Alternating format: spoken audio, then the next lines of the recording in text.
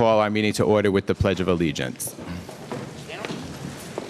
I pledge allegiance to the flag of the United States of America and to the republic for which it stands, one nation, under God, indivisible, with liberty and justice for all. All right, we have approval of the minutes. I had not had a chance to go over the executive session minutes, so we're going to do the May 6, 2019 regular meeting minutes. So moved. Is there a second? Is there a second? Second. All in favor? Aye. Aye. All opposed? Motion approved 5-0. May 13th, 2019 work session. So Rights moved. of way. Second. Discussion. All in favor? Aye. Aye. All opposed? Motion approved 5-0. Next, we have announcements and presentations. So we're going to have a summary of what we just were briefed on from NIHART regarding our pension and OPEB. So it's the actuarial. So I'm going to call Carter up from the pension side, and we're going to get a summary on the actuarial valuation for the pensions and for the OPEB. Welcome. Great, thank you. Thank you, Matt. As Matt said, my name is Carter Angel. I'm with NIHART. We are the town's actuary for both the pension plan and the OPEB plan. We'll just cover a few highlights here on the pension plan. We'll start on page 6. And one of the things that we set for an assumption is the mortality table. And the Society of Actuaries, which is our governing body for sort of standards of practice, professionalism, et cetera, has recently performed a nationwide study of public employees and how long they live, when they're expected to die, et cetera. And generally across the board, this public employee study reflected that public employees are living longer than the mortality table we are currently assuming. So we would expect to make a recommendation possibly in the next year to move to this mortality table, which would be a better reflection of expectations for public employees as far as how long they're going to live, because that's an important part of how long they're going to receive their pension and how long we need to value that for in the liability. So that's an expectation we expect to make, or recommendation, that we would expect to make in the coming year. From a highlights perspective, page 7. So changes from last year. Assets performed a little bit lower than expected, earned about 6% as opposed to 7.2%, which is about $1.1 million less. That shortfall, just in a one-year snapshot, would just need to be made up over the long-term life of the plan. But we would expect assets to have a little bit of a bounce back this year, and hopefully that sort of one-year shortfall goes away. We made some assumption changes for non-public safety, and those assumption changes actually lower the liabilities. That was a reflection of the experience study we performed in the spring of 2018. So that was a good result from that experience study. Again, we look at how the participants in the plan, the town employees, how they quit, how they retire, how they earn their salary, and the assumptions we were using weren't the best and most up to date, so we updated them, and again, that reduced the liability. Hopefully made the results again a little bit more accurate. The recommended contribution is $6.1 million for the fiscal year ending 2020. It's about in line, just a little bit higher than the fiscal year ending 2019, and it's a little bit lower than expected due to just the general movement of employees in the plan. The funded percentage did increase from 64.6% to 66.8%. So the plan, as a funded entity, if you will, is trending in the right direction. It's moving upward.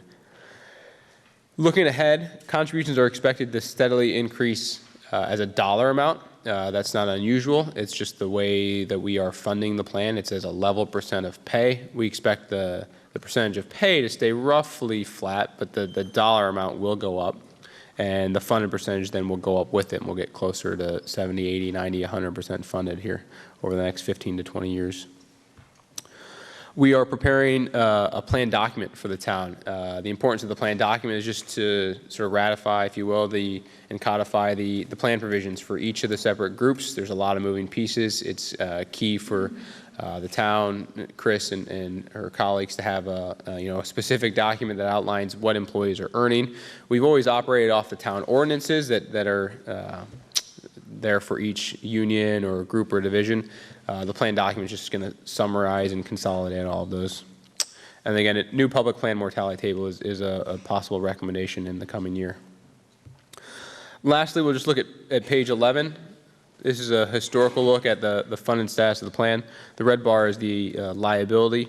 Historically, the light blue bar is the market value of assets, and then the dark blue bar is this smooth value of assets, where we take asset performances and just sort of smooth them in year over year to try and keep the contribution recommendation from jumping all over the place.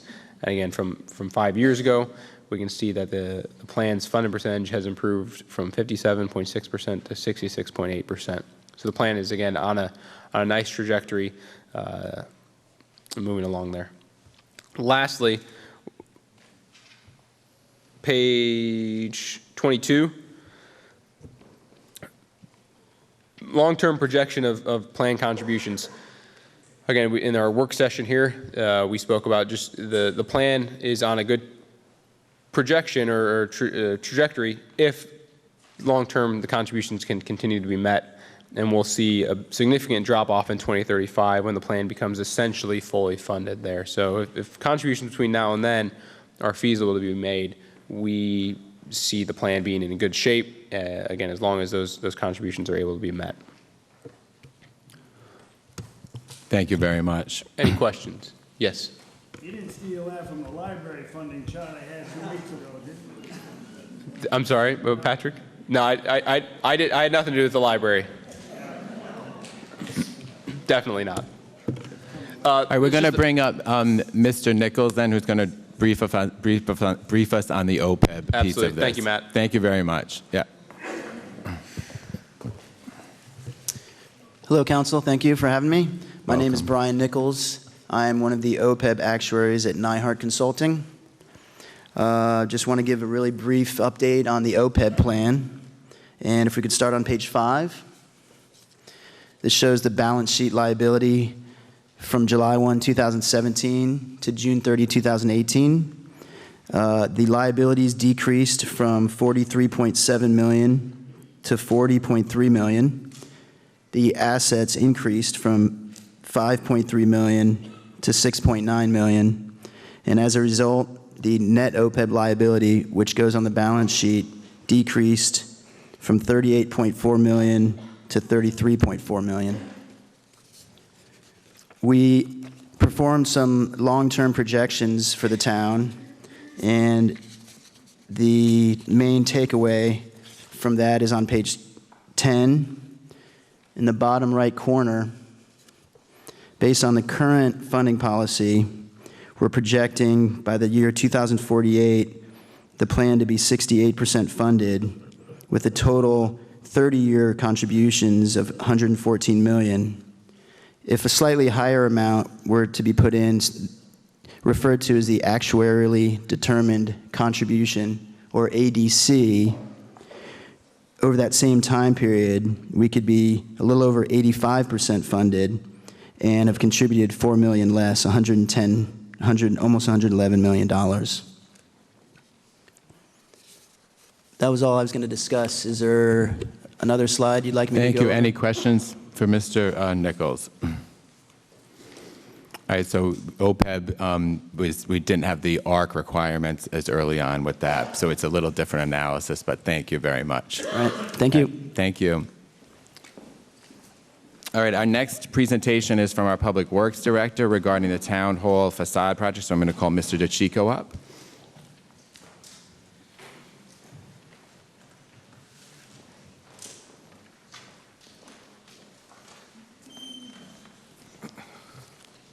Good evening.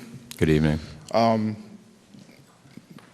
Tracy Donnelly from RGB is going to do a brief presentation about the building facade renovations that we're currently working on for a potential project here at Town Hall.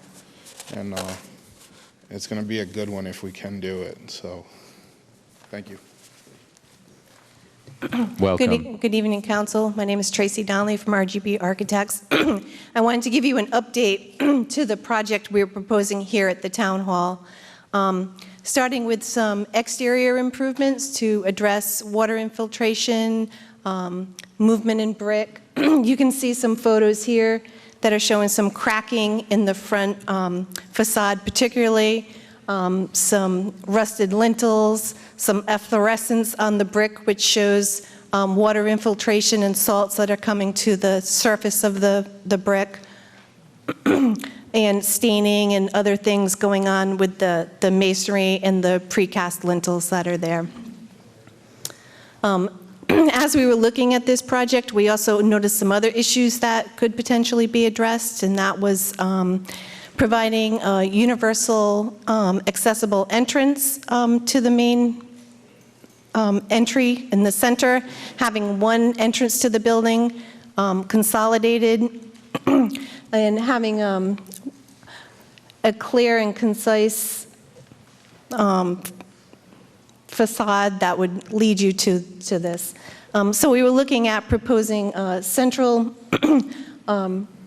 ramps that would get you to a plaza and then bring you down, and changing the stair at the center entrance to a ramp so that you would no longer have to use the limited use, limited action elevator at the far entrance, come in, go down, go to the main elevator, and then again go up to another floor if you had business on another floor. So that would bring you in through a series of either stairs or ramps you could take, get you to the main level where you could access the main elevator. There's a couple different views of that. If you go to the next slide. This just shows a night view with centrally locating the flagpole, having some uplighting in that area, and potentially some benches and some different landscape. And then this is just another rendering showing potentially what it could look like with a combination of either concrete surfaces or brick pavers, some walls to guide you along, and some handrails. And we have preliminary run this by the Historic District Commission, and they have given us approval so far. Thank you. Any questions from the council? The portion of this is in the budget for this year, correct? Yeah. So if we were to do any this year, it would be the brick restoration on the front facade of the building, and then we would proceed with funding over the next few years for the courtyard ramp project itself. Great, it looks good. Thank you. Thank you. Thank you.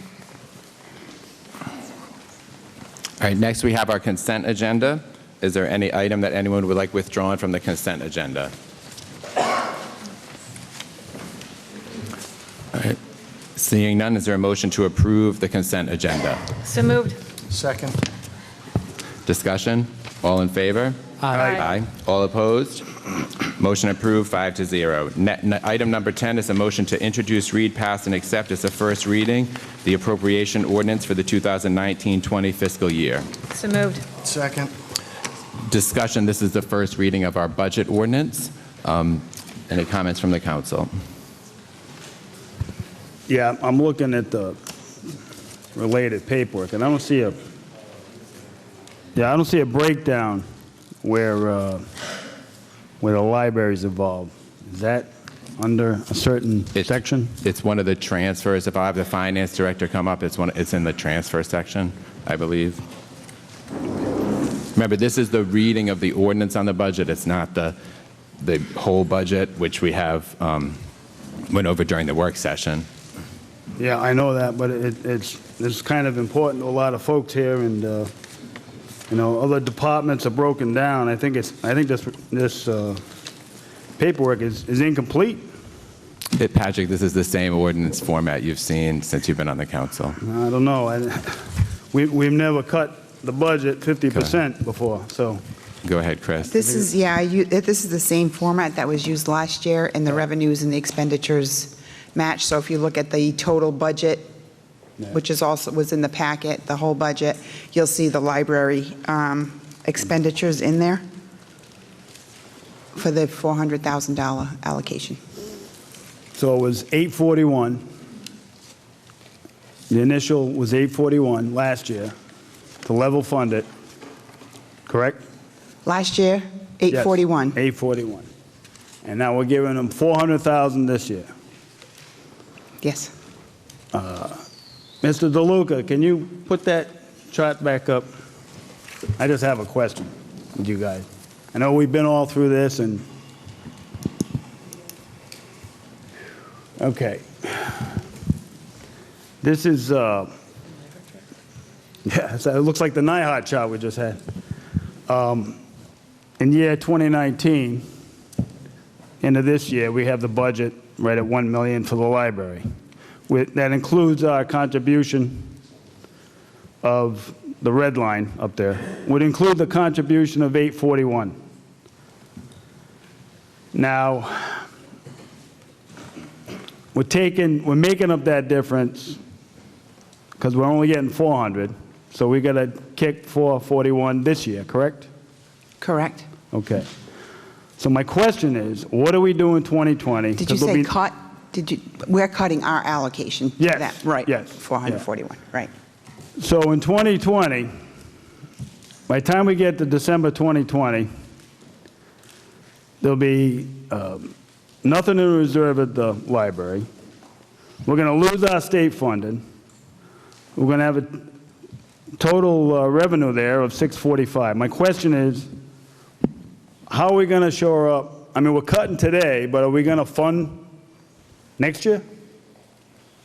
I mean, that would be my intent, yeah. Well, why cut today? Because there's a surplus of 686. Right. Any other comments from the council? So let's get back to these numbers again so people understand what's going on here. So we fund the library 841. They receive 181,000 from the state. Presently, they have a fund balance of 686. 686 of money that's been funded by the taxpayers and is sitting in that fund. If we were to fund them 841 and they get their 181, I would like to see 600,000 come back to put the building where it needs to be today. Okay? It needs to be updated, and that's what that money is for. It's in a budget. The money's in a budget, and you use it to maintain. That's what everybody else does. So you can get the 841, and you can get your 181. We need the 600. Now let me just reverse this. If we give them the 680, if they keep the 686, and we fund them 400,000, we're actually giving them 1,080. Originally, they get 1,022, so we're actually funding them more. That's Yeah, 686 and 400 gives you 1,080. That's more than $1,080,000. Sorry, that's more than the $1,020,000. Okay? So they are getting more. We can't continue to fund people money and then for them to bank it and have this extra money in the account. We need this money. There's other departments that take cuts. Every year, over $1 million gets cut from the budgets before it even comes to the council. It goes to the town manager, and the town manager sits down with all the departments and starts to make cuts. So everybody's taken a cut in the previous years. Cut after cut after cut. $200,000 took care of the sidewalks on Central Street. It sure would be nice to have sidewalks down at the post office and Veterans Park. So all the extra money that we can get our hands on to do these projects, we need it. Nobody should have these big fund balances. Now, there are enterprise funds that have fund balances, and that's because they self-sustain themselves. And they do have projects that are outlined over a course of years, so they do use their money. So presently, I'm not interested in keep funding somebody who's got a big fund balance. If we fund balance, give them their 841 on top of the 686, they'll now have $1.5 million, okay? $1.5 million. Their expenditures of operating are only 884. So how can't you run a budget on 884,000 if you're getting $1 million plus? How does that work? You're getting over 135, 140,000 of extra money. So it's not on us. We give them plenty of money, and there's plenty of money there. So it's up to them to operate that budget. Nobody should be getting laid off. No building should be closed, and nobody should worry about any of the licenses. So what's the plan There's for over $1 2020? million. In What's the plan 2020, for 2020? in 2020, if they need more money, You we'll got give it no to 'em. state funding. You're going to give them another 400,000 in December 2020 or You don't know. July? You don't know if you don't have state funding. That's up to the. No. That's up. That's up You to. cut it $1 and we lose state funding the following year in year 2, which will be So December. simple. 841, I'll give you. You get your state funding. Give me 600. I'll fix the building. They have an agenda item to fix the roof. They're fixing that building. I mean, now that you killed the expansion plan, all right, now you want to cut their budget by 50% and let this department or entity die on the vine. This is criminal. They get their 841, Patrick. They get their state funding. We get 600 to fix the Listen, bill. this- We have an RFP out there. When we get that back, we'll know exactly what it is to bring that building up The to date. library budget and the library entity is not like, again, it's not like a town department, and it's not like an enterprise fund. It's a separate entity with their own financial autonomy, okay? If they have 600,000, we were planning on expanding to a new building. And again,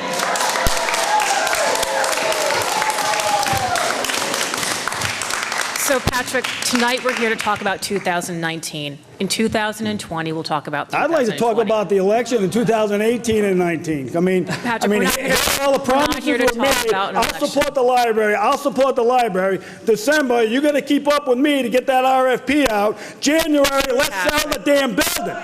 Patrick, we're here to talk about the 2019 budget. Let's talk about motion. Now you're going to promise to fund it next year? Well, I'm sorry, but I think it's yet another shallow promise. I don't believe you people. This is 2019, motion 10. Let's talk about it.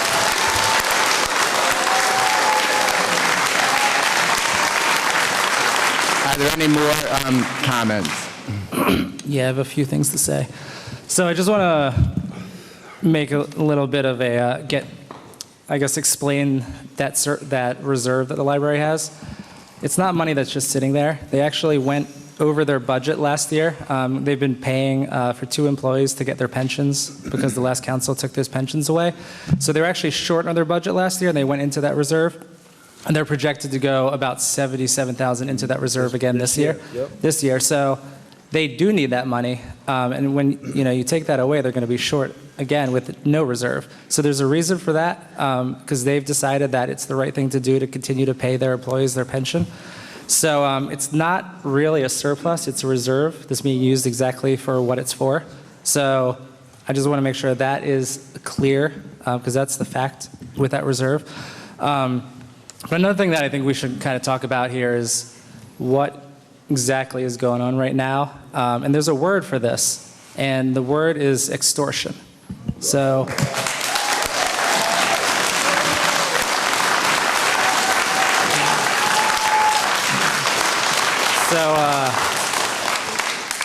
obtaining something that you want by a force or a threat or other means is extortion.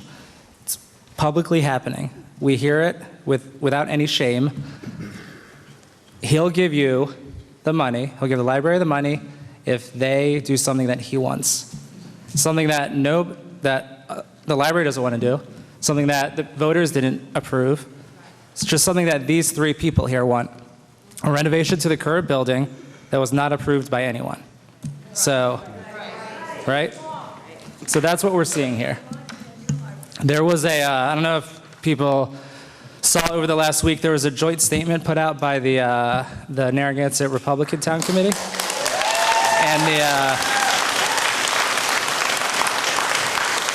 and the Democratic Town Committee. So two parties that I think everyone can agree that those two parties basically disagree on everything. This is a nonpartisan issue. The library is a nonpartisan issue. Look at this guy. Yeah, I don't agree anything this guy believes in.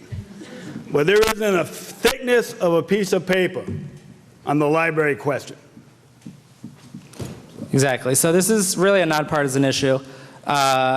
That statement was put out by the two parties, put in various publications. I think it was reported on TV, it was in the newspaper, and there were some statements made in response to that resolution. That was, I think, published in the Narragansett Times on Friday. It was Friday. So Matt Mannix replied to that resolution, and I guess I'll just mention a couple of parts of that statement. So he said, it is interesting to be attacked by partisan hacks for a, in quotes, vicious and spiteful abuse of power, said Mannix. It is their obsession with power that is the problem. He also said, what they have is a political agenda, he said of Hames and Riley. They have stirred up an angry and uninformed mob since November to pursue their goal. I represent the silent majority, whose members do not come to hiss and boo at council Or laugh rudely. Or laugh rudely.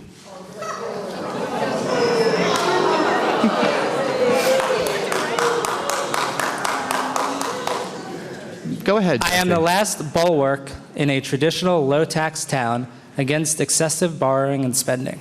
I will continue to represent the Narragansett taxpayers on the town council and not give in to these conjoined political hacks.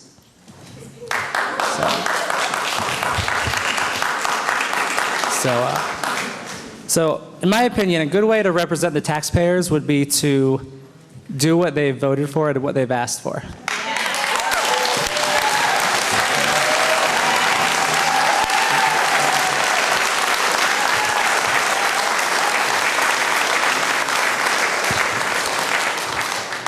So again, I just really want to stress that what we're seeing in the budget is not really has anything to do with the operational budget of the library. It's about extortion and vengeance, and we're all seeing it in plain sight. And unfortunately, at this moment, there's nothing that we could do here on the council, but there are things that you all could do. And I guess this is, I'm not sure if this is the silent majority, but if it is, you're going to have time to speak tonight, so please do that. So thank you. Thank you.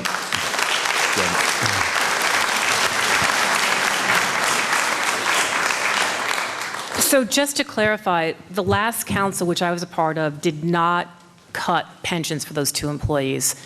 They were never granted because they're not town employees. Very different from what you just said, Jesse. They're not town, hey, I listen to you. They're not town employees. Our last three solicitors have qualified for that. So that's number one. Number two, as far as the number of 67%, the way it was written was either renovate or build. Many people have said renovate. I voted for this. I continue to tell everyone I voted for this bill, for the bond, but to renovate. And as far as a nonpartisan town council, I don't care what the GOP or the Democratic Town Committee have to say. We're nonpartisan. We're here to do what is best for the town. I could care less what anybody's political aspirations are outside this town. We're here to do what's best for the town, period. All right, so a couple misstatements there. No, that's not true. Yeah, There were there's no a couple misstatements. So the wording on the bond was to acquire new real estate. It was not to renovate the current building. You know that. That's like the fifth time that you said that. It was You know- location-specific, the Belmont That's not IGA true. building. It was That's acquire and true. renovate. Yeah, so you can't renovate the current IGA. building? You Renovate. you voted for the library in the Pier Annex on September 15th. I never voted for the library in the pier. Oh, I yeah, always, you did. acquire and renovate was the And language. second, the town council did vote last term to take those 2 pensions away. I was at multiple meetings. We That's never what voted, happened. no. Lori Kelly hired people telling them they had pensions. It came to us and we said, you're not town employees. You don't have pensions. This came to head when these employees the town library employees, the employee advisors went to the HR and wanted their pensions. It came to a head, we were told that they were there, and it was explored by our town solicitor. They're not town employees, period. They don't earn pensions. Our town employees earn town pensions. That's it. You can smirk at me as much as you want, Mr. Pugh. That's it. That's the truth. All right, so did you vote? Was there a vote on that motion? You know what? We've had so many motions, I don't know. There was. Secondly, And I probably voted no because they're not town You did vote employees, no. according to our town solicitor Okay. here tonight. Are they town employees, Mark? Are library employees town employees, deserving town pensions? Well, they seem to be a town department when you want to cut them. But then, but you want to earn their pension. Excuse me, Mr. Mayor, I've asked our town solicitor a question. $686,000 is sitting in a surplus. If we had other departments with that, we would be in a much dire financial straits. It's not a department. When the police or the fire or DPW is under budget, the money goes It's back not into a the department. It's a separate. Mr. Davis, could you Economy. please answer a And so question? if we're going to interrupt each other, right, so we'll have Mark Davis answer the question, and then we're going to get back to the budgetary question. So as I previously opined, it was my opinion, as well as the 2 previous solicitors, that library employees are not town employees. Thank you. So I would also. Lori, There's- you're not recognized. Because- Lori, you're not recognized. But I was Lori, you are not- quoted improperly by one of the councilors. Sean, help me out here. She's not recognized. It's a council Or you have discussion. to wait for the town council president to recognize. Where's that 6-foot police Let's officer when remove, you need him? Thank you. all Where's right. that police officer? So I don't know if Chris would know this. Chris, if you don't have to come up if you don't know it. But does the town report the library pensions in their financial statements? Okay, they do, right? Yep. Okay. So the town does report those pensions from the library in their financial statements that they file, right? So, okay, got it. Pensions which predate, obviously, this controversy. Remember that. Correct. All right, all in favor? No, whoa. You go. Let these folks talk? The public hearing is closed on the budget. As you know, Patrick, you said, this is the first reading of the budget ordinance, right? All in favor? No, whoa. Aye. Aye. All opposed? Rick, you gonna let? All opposed? Rick, you gonna let this happen? All opposed? Rick, All are you opposed? kidding me? All Are you opposed? kidding me? All opposed? What, do you, You're what's your gonna lose vote on the 100, budget? almost 200,000 next year? have a vote on the budget or And not? in 2020, we're gonna be at zero? Do you have a vote? I'm calling the vote. Is there a vote on the budget? I'm Aye. just, Aye or nay? so, I'm a little. It's a vote on the budget. There's not a All speech. right, this is an Call- agenda. We've heard the Is speeches. this Yeah, I'm not giving a go speech, ahead. I'm asking a question. Are you a yes or no on the budget? Is this an item on the agenda? It's an item on the agenda. All right, so we're not taking public comment, like every other item on the agenda? Because it's a first reading of the budget ordinance. Okay. We closed the public hearing 2 weeks ago. But it's still an item on the agenda. Right, but it's a first reading. Mark. So we've closed the public hearing. Come on down. With the first reading, it's at the discretion, it would be at the discretion of the president. Oh, All right, all opposed? No. boy. No. Motion approved 3-2. Item number 11 is a motion to adopt a resolution.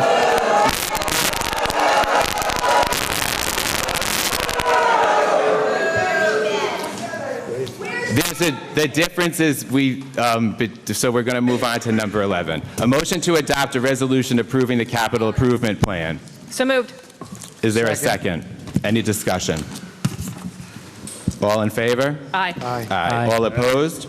Motion approved 5-0. A motion to introduce, read, pass, and accept as a first reading a resolution amending the official list of parking restrictions and regulations in the town of Narragansett in accordance with the Narragansett Code of Ordinances with regard to Conan Avenue and Pilgrim Avenue. So moved. Second. Discussion. This is a first reading of a resolution that came out of a work session we had last week.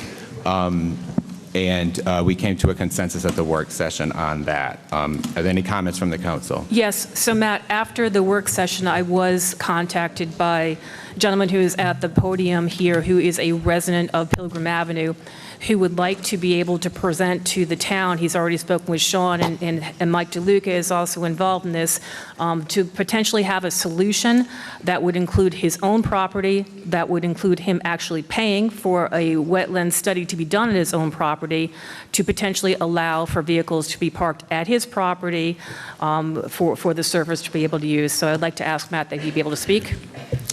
Yes, sir. Please state your name and address for the record. Good evening, council members. My name is Bill Chirella. I live on 91 Caliph Avenue, and I also own a property at 51 Pilgrim Avenue. So the two that are the most eastern, southeastern properties on Caliph and Pilgrim. I've lived in Pilgrim Avenue for 10 and a half years. I've never called the police on the surfers. No tickets were issued because of me.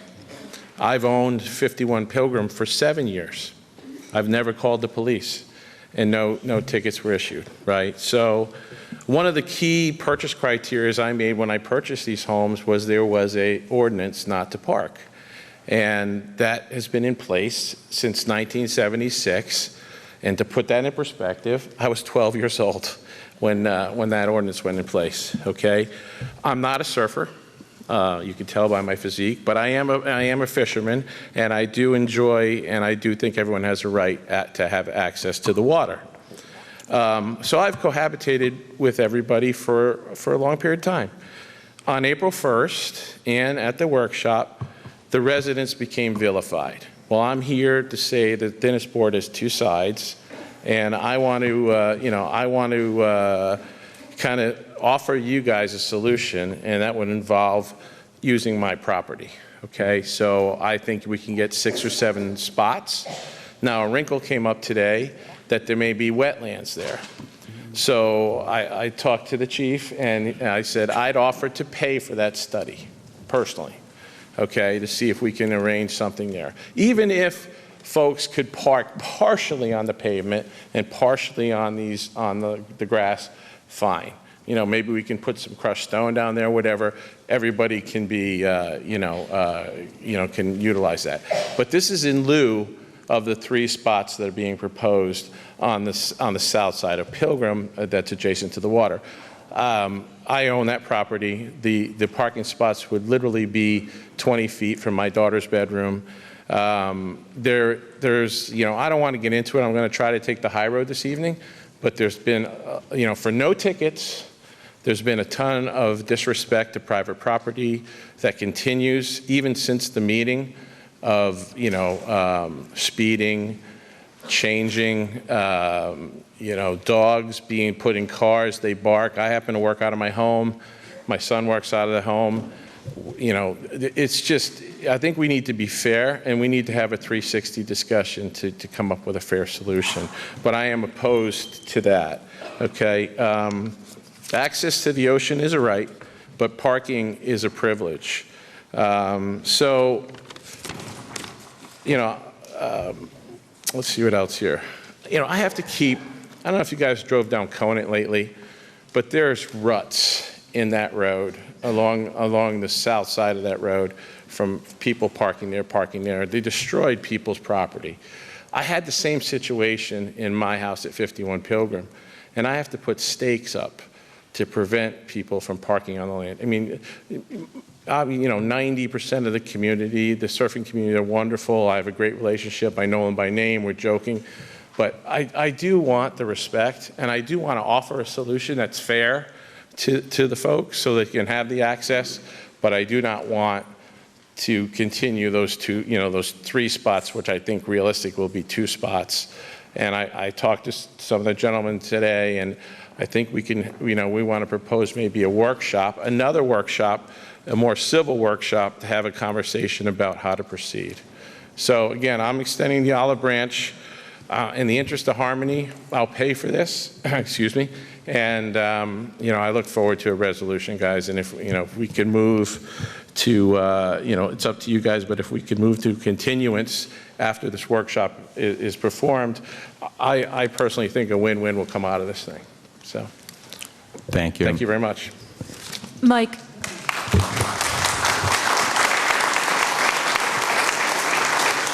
How long will it take for a wetlands study? Thank you.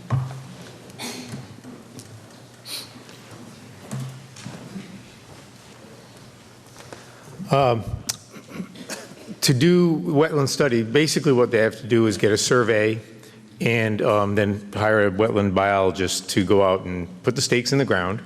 To do that, they have to dig holes. They have to do a little bit of scientific on-the-ground study. Look at water tables, look at the soil qualities, look at the plants growing there, and then add that information to the site survey. The property has been surveyed before. It actually came in about 5 years ago for zoning relief. Mm-hmm. So I'm not sure if Mr. Shirella had paid for that survey or not, but the site has been surveyed. That could speed it up a little bit. But this is, it's a couple of months. I mean, it's not. It takes time to hire the right person, get the person out there, get the study done, and then get it all put on paper. It's not real short. Okay, so he's nodding to me that he did pay for the survey, so knowing that he paid for the survey, Yep. Okay. would it cut it down to a month? Well, that could cut it down because he's got the data already. He could go back to his original surveyor and have that wetland information updated so that it could probably speed it up to, around a month likely. Okay. Thank you, If Mike. his surveyor has time. I can't speak for them, obviously. Sure. Thank you, Mike. Mike, where's the subject lot? Oh, okay, sorry. I should have my pointer with me, and I don't. It's up on the right-hand side where you see the intersection, and it's the big house with the pool, upper right. Oh, with Mini Me in there. Mini Me's up on the third floor there. That's the one, yes.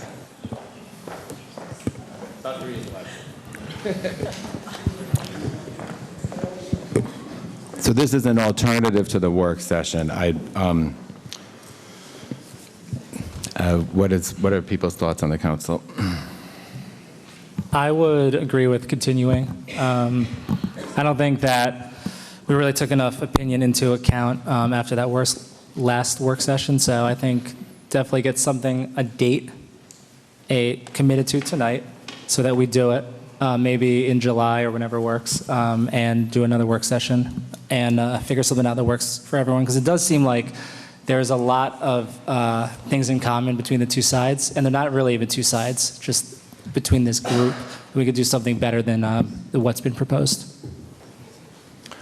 So does someone want to make a motion to continue it then? Well, what about Canant there? Can't we get them two done? Just amend this, kind of scale down a little bit, get them two done, and then we'll continue over on the Pilgrim side? Well, I believe That's what we what I'm just heard is that asking everybody, he's saying in lieu of the 3 spots that would be right in front of his house, he's willing to look at 6 or more Right. behind his house. Correct. So that's in lieu of. That's one right away. There's the other one, though. Correct. Correct. But we can have 2 spots, or 3 spots down there on Conant today, approved, and then continue it to work with this gentleman to add additional parking. Well, who knows? Maybe somebody else will come forward that has the same type of situation and say Well, that they'd then be we can willing. always amend it again. So you'd like to do 3 of the 6? Yeah, let's do 3 of the 6, just to get the ball rolling in the right direction, and then we'll work with this gentleman to add additional parking. We'd probably want to put that on as a reading for the next, because that's not how it's written right now. And we can amend it. We yeah. could. I'd like to amend, this. Well, why don't we hear from it? Okay, yeah. All right, so, yes, so come forward, sir. Yeah. Waiting to be recognized. I know. Please come forward. My name is Ray Farnham, 199 North Road, Hopkinton, Rhode Island. And unlike the speaker 2 speakers ago, I am a surfer. I have been surfing at Conant and Pilgrim Avenues, what we call the avenues, for about 24 years, since I was 50 years old. I'm concerned that the two principal areas of parking for those of us who love Narragansett but travel a little bit to get here will be eliminated. I'm particularly confused by, first of all, may I ask a question of the chair? Is this a year-round proposed ordinance or a seasonal? Right now, it would be a year-round. Year-round. It is, it currently is year-round, right? Right now, There's no the parking, on the side. the ordinance in front of us is to have 6 parking spots. Okay. That's what's in front of us. Right now, there's no parking on those spots. Thank you for that clarification. At the end of Conant Avenue, there's a public access point, and that public access point will accommodate approximately 4 cars. And this as written, would eliminate 2 of the 4 cars parking at a public access point, because on the north side of that little point there would be no cars permitted. It's referred to in the minutes as the northeast corner of that. I find that while 2 more cars won't address the root issue, it speaks to the spirit of this, because as I understand public access, that includes the town of Hopkinton, as well as Narragansett, and so I was concerned about that, and really, I'm a little bit nervous. I've not spoken. I'm concerned that I would ask you to reconsider eliminating all parking year-round, because I'm in the community of older folks that are year-round surfers. 6 months a year, there are no difficulties with parking in that area.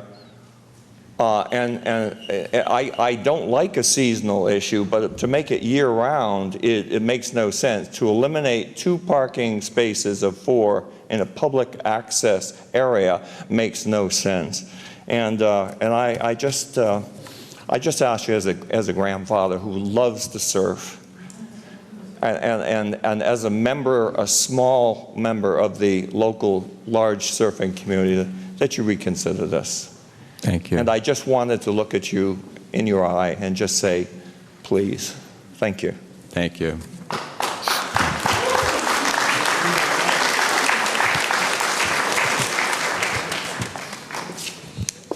Hello there. My name's Metalise Reistek. I'm a taxpayer in Narragansett, and I work in Narragansett. Bill, I wanted to thank you for your kind gesture. I did want to just make a comment about the work session. I did not find... You can direct to me, just direct to me. I did not find that the residents were vilified. I felt that there was a lot of spirit towards working towards a positive resolution, and I felt that the residents and the surfers, for the most part, were respectful of one another and listened to one another. I'm going to read this brief statement. I am here representing the surfing community and a group of individuals working together under the name of Right to Coastal Access. Before I address the town on the motion to table the proposal or to accept part of the proposal in regards to the parking, I think it's important and relevant to note the following. Contrary to what has been previously stated by several individuals at other meetings, the right-of-ways at Conant Louise and Pilgrim Ave were not created for the sole use of the residents in the neighborhood as deeded access, but were established as right-of-ways to be used by all the public. Kevin Cute at CRMC states this: CRMC cannot designate a right-of-way whose use is legally limited to a select group of individuals. An example is a case of a coastal plat such as Pataquamsket Lake Shores and Metatuxet that includes both waterfront and inland lots, where easements associated with waterfront lots are created to allow inland property owners, but not the general public, legal access to the shore. In no case would CRMC designate a right-of-way that limits public access in this manner. Likewise, CRMC guidelines clearly state that the CRMC does not create new public right-of-ways. They must already exist. The CRMC merely recognizes and places an official designation on previously existing conditions, and all of those are CRMC designated right-of-ways.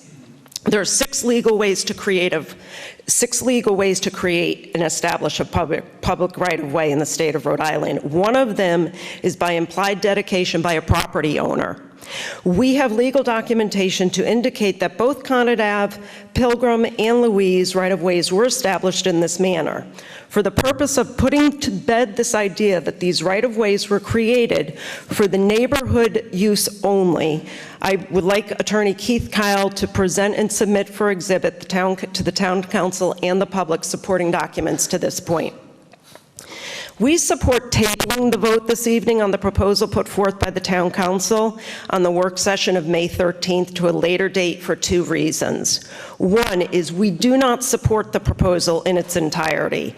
Although we appreciate the small gesture of 3 parking spots to be opened on each of the right-of-way, we do not agree with or appreciate the addition of wording into the resolution that would further restrict parking at these right-of-ways. In no way was this ever discussed in the work session on this issue, and we do not approve. It is our belief that further attention needs to be given to this situation, and we are working together to put together a proposal as a community, and we're requesting either an additional work session or appropriate methods in which we can present our ideas and plans to the council. Thank you. I will finish with this very briefly. The comprehensive plan of 2016, item number 3, it's titled Balanced Protection of Natural Resources with Economic Growth. It reads, Narragansett is a coastal community where its natural resources greatly contribute to residents' quality of life, but also support and bolster the local economy, including tourism and fishing industry. As economic development opportunities grow, which includes building homes in residential neighborhoods, it's important that as economic developments grow, it's important that natural resources should not be compromised. Careful management of the coastlines, ponds, rivers, trails, forested areas, well-maintained.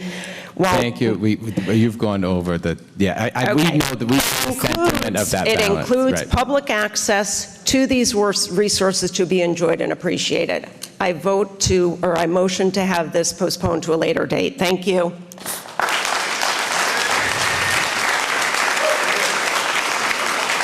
So we have 2 more speakers, so I'm going to have you each come up, but then we're going to have the council discuss it, because if we're going to continue it, it doesn't make a lot of sense to have everybody come up. So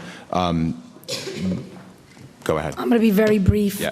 First of all, Town Council, my name is Dina Silvaggio. I spoke last week, Yes, 18 address, Louise Avenue. First of all, I want to thank the council for removing the 4 parking spaces at the end of Louise Avenue and Caleb, so I appreciate that after being heard. So that was appreciated by our community. I must say that I thank the last woman who just spoke, but I'm a little confused as to her saying that we think that we have those right-of-ways to ourselves, because I think I can speak for the rest of the residents, and it was said last week that we have lived in the community and have coexisted with the surfers. Again, we have never written tickets to those people, and this can of worms has been opened by individuals, a few individuals who've received tickets. So we would not be here right now if other people didn't bring it to their attention that they got angry because they got tickets. I just want to say that, I want to reiterate that the taxpayers, we are taxpayer residents, are not here to deter the surfers. We are happy to see them. We have accepted them in our neighborhood. They are angered because a few people got a ticket. I'm also going to mention that no one mentioned last week, and I wanted to mention it last week, no one mentioned the Rose Newman Park 2 streets over. It is a private place that is open to the public with an enormous amount of parking, including most importantly, a safe public public walkable access way to the shoreline. So I don't know if you're aware of that. There's a big sign that allows people to walk along the shore, right to the shore without climbing down rocks, which that's what they do in the neighborhood where Caleb Pilgrim and Comet is. So it's more dangerous to be walking where we live. Okay, so that is a safe access point with plenty of parking that could actually rectify all of this, and it's not far. If they want to surf down to us, it's not far. There's plenty of parking there. I do oppose any gravel parking that was mentioned last week on Louise due to the extreme wetland. And again, who would upkeep that gravel with weeds, etc.? Because that would be, difficult to have parking there with gravel. Again, someone broke the law. They are angry because they received a ticket.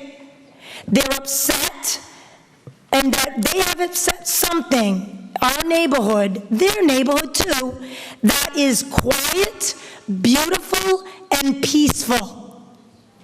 They have upset that peace. We didn't upset that. We have welcomed them, despite them breaking the parking sign law since 1976.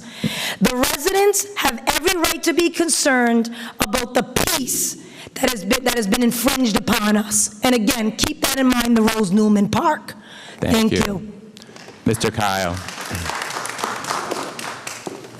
Keith Kyle, 65 Inez Street, Narragansett, Rhode Island. So I'm here, I guess, with three hats today: as a taxpayer, somebody who's been surfing his whole life, and as a lawyer. My only real purpose for being here today is I'd like to offer, for purposes of the record, 4 documents which unequivocally establish Connet, Pilgrim, and the 50-foot grass strip as CRMC designated rights of way. And as Madalise pointed out, the 4th exhibit, I have the letter from Mr. Coute along with some documents that he asked us to submit here today. So I'd like As you know, it's not a public hearing, but I you can give them to understand that, the but I mean, clerk, because yeah. it sounds like... They're not like exhibits per se in that way. I still would like them to be part of the But record. if you could give them to our clerk, that would be good.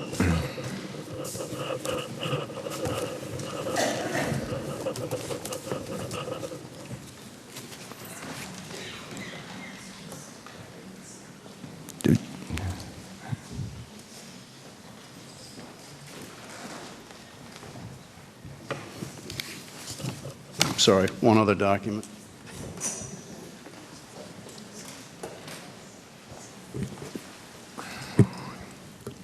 So the only other comment I would like to make in response to Mr. Murray is that I think if the council is inclined to table this motion for another date so that more input can be that, rather than take a piecemeal approach in a few spots here or there, I think, especially given Bill's suggestion, pardon, I didn't mean to call you by your first name, but, that maybe it would behoove everyone to just sort of have another crack at workshop or submitting documents to however you see fit to do that. So it'd be kind of a motion, we'd probably be looking for a motion to continue it, but with a, we'd want to see between now and then what the proposal would be for this survey / wetland, because the proposal is going to need to be part of the conversation.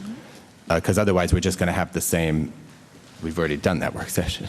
Right. So I think when the town manager, something's the effect of if the town manager can report to us and say, this is ready to go, we now have the survey or wetland plan, then that would be part of, because that would change the conversation regarding what we talked about at the other work session. Otherwise, I feel like we would just be repeating ourselves. But if a council member wants to make, it's just a motion to continue, knowing that we're saying that there's going to be meetings between the town manager and the first speaker. Yeah, I just want to make a statement. Okay. This wasn't put these 3 spaces in and that's it for me. As far as I'm concerned, these right-of-ways, each one of those streets are 50 feet wide, plenty wide. if you bring gravel to the roads, the right-of-ways of the town on each side, you get plenty of room to park on both sides, okay? So there definitely can be something done. I want to see a lot more done down there than, just 3 spots, okay? So we want to continue it without the spots, that's fine with me. But I was just thinking that at least you got 3 spots where you won't get tickets till we wait, 2 months for a survey? So I'll make the motion to continue until time when we hear from their town Second. manager Second. has received the plans for the wetlands. And there's a second. All in favor? Aye. Aye. All opposed, motion approved 5-0. The next item is item 13, a motion to authorize the use of the miscellaneous repair and construction services contract with George Sherman Sand and Gravel Incorporated to complete a drainage pipe extension on Elizabeth Road in the amount of $10,021. So moved. Second. All right, we're going to just give it a second for discussion.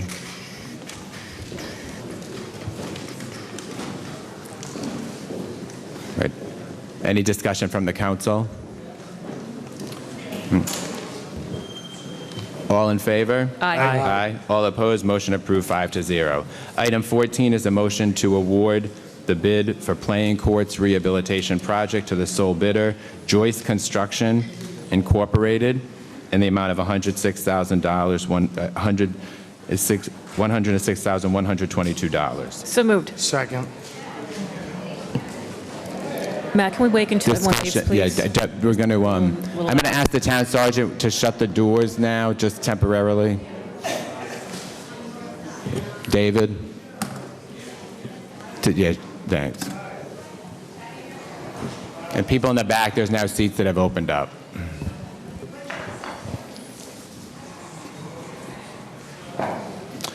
All right, any discussion on this? This item is from Parks and Rec. Yeah, this was actually money taken from the library transfer, so I just want to make sure everyone's aware of that. So I'll be voting no on this for that reason specifically. All right, any other discussion? All right, all in favor? Aye. Aye. All opposed? No. Abstain. Motion approved 3-1.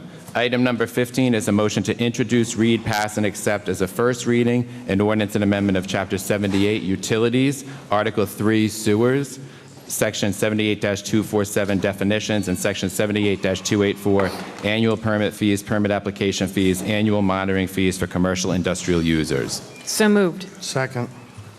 Discussion.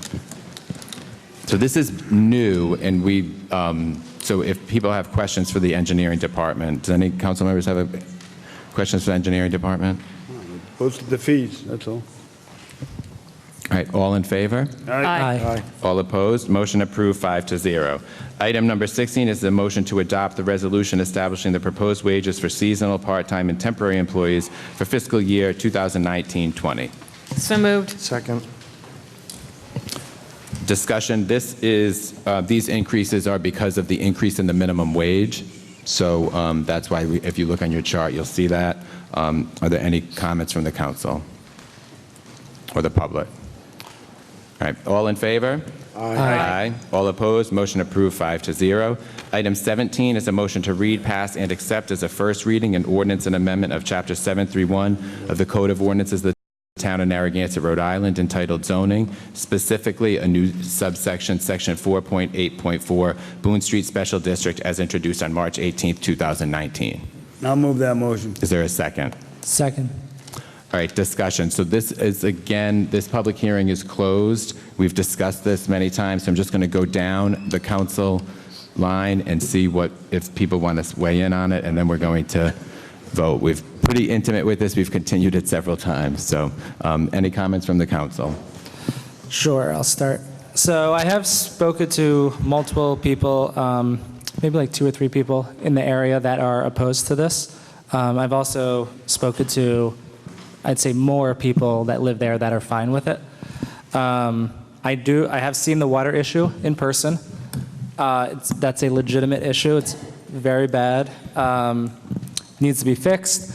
However, based on my discussions with Mike DeLuca, with Acting Manager Corrigan, the water issue is not, it's really a separate issue from this rezoning. It's clearly coming from the spring, and it's clearly an issue with the drainage pipe. So I have no reason to vote against it. This motion, for that reason, the water issue has to be dealt with, but again, it's separate from, and there's really no proof in any way that it is related. So that's why I'll be voting for this. Mr. Lima? So again, this water issue didn't happen overnight. How far back, Mr. DeLuca, does this water issue go? 20 years? Goes back quite a ways. Any new buildings that are built in the area, again, when you start disturbing the ground, you may have water issues. And this water may come to the lowest points of development, because that's how water flows. So for me, approve this, and then, what, 20 more years we keep dealing with this issue? I want to see the water issue. Everybody sit down. Let's once and for all figure it out. Do what we have to do. Get these people squared up. They're paying taxes like everybody else. Sure, we can come to a decision and move forward with this rapidly if it has big concerns about developing Boone Street. But if you move Boone Street in front of it, then again, I don't know how long the water issue will just keep continuing.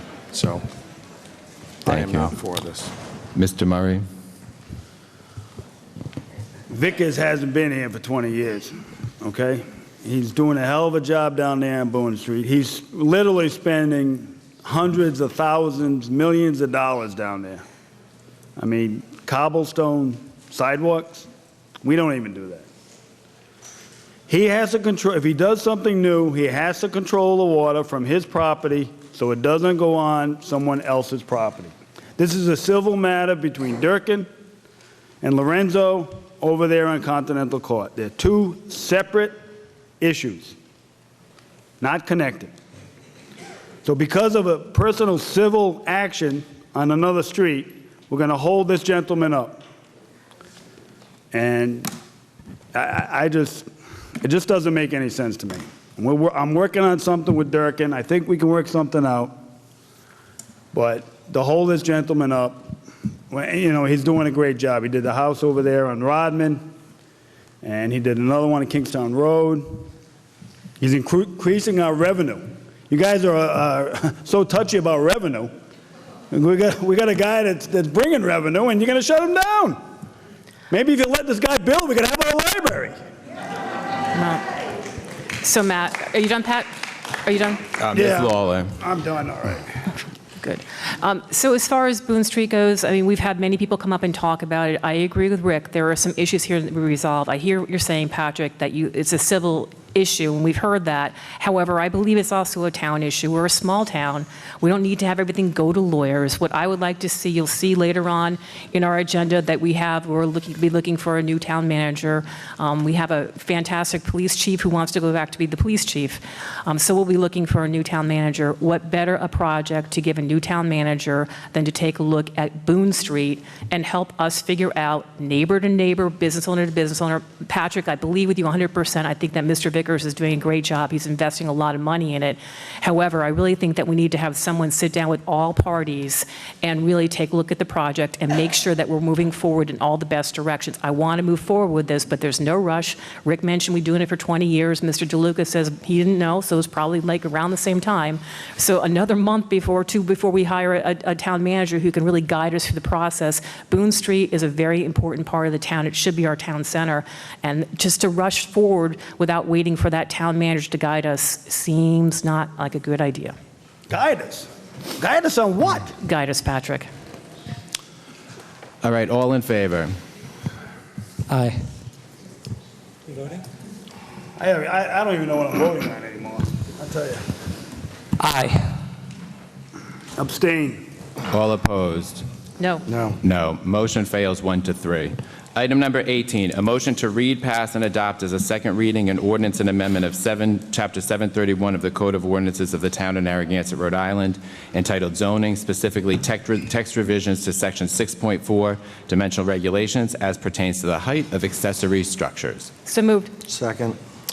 Discussion, this is a second reading, so if there's no new information, all in favor? Aye. All opposed, motion approved 5-0. 19, a motion to schedule a work session with town staff regarding the process and procedure of hiring the town manager for the town of Narragansett. So moved. Second. Discussion, so Chief Corrigan indicated to me that he was not going to be seeking the full-time position. So before, first I wanted to thank him for the time that he's put in the last few months and the job that he's done for us.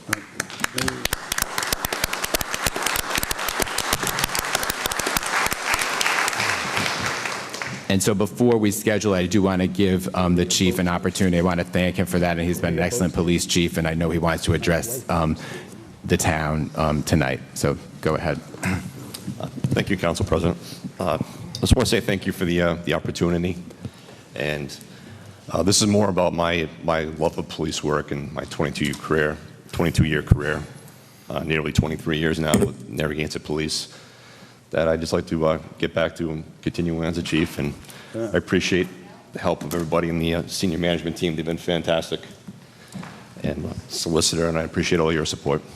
And the towns as well. Thank you. Chief, I want to wish you good luck, and I don't blame you for going back to that nice, safe job as chief of police there. You know, it's nice and quiet over there. You know. So again, thank you to the chief. So the work session, so when we've been through this before, we are going to meet with town staff. One of the staff members that we're going to be meeting with has children, so I'm hoping that we can do this during the day to accommodate her. The dates that have been put forward were Thursday, May 23rd. So council members, this would be a meeting with Sean and his staff and the HR director. What's people's availability on Thursday, May 23rd? Is that a day people could? What time are you looking? I don't have a time right now. They said the day was open, so. I'm not available the 23rd. You're not available, okay. So, so then, is there another date, Chief or Terry, that we could look at?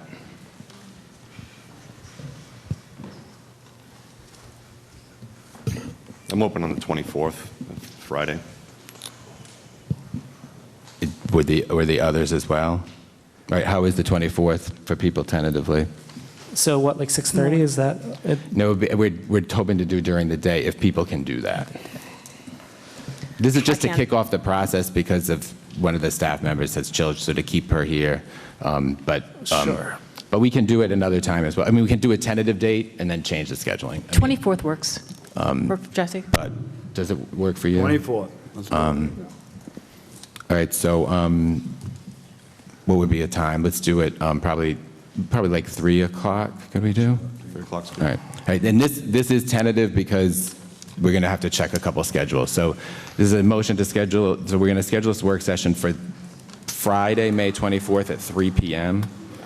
All right. All in favor? Aye. All opposed? Motion approved, 5-0. All right, here we go. That's me.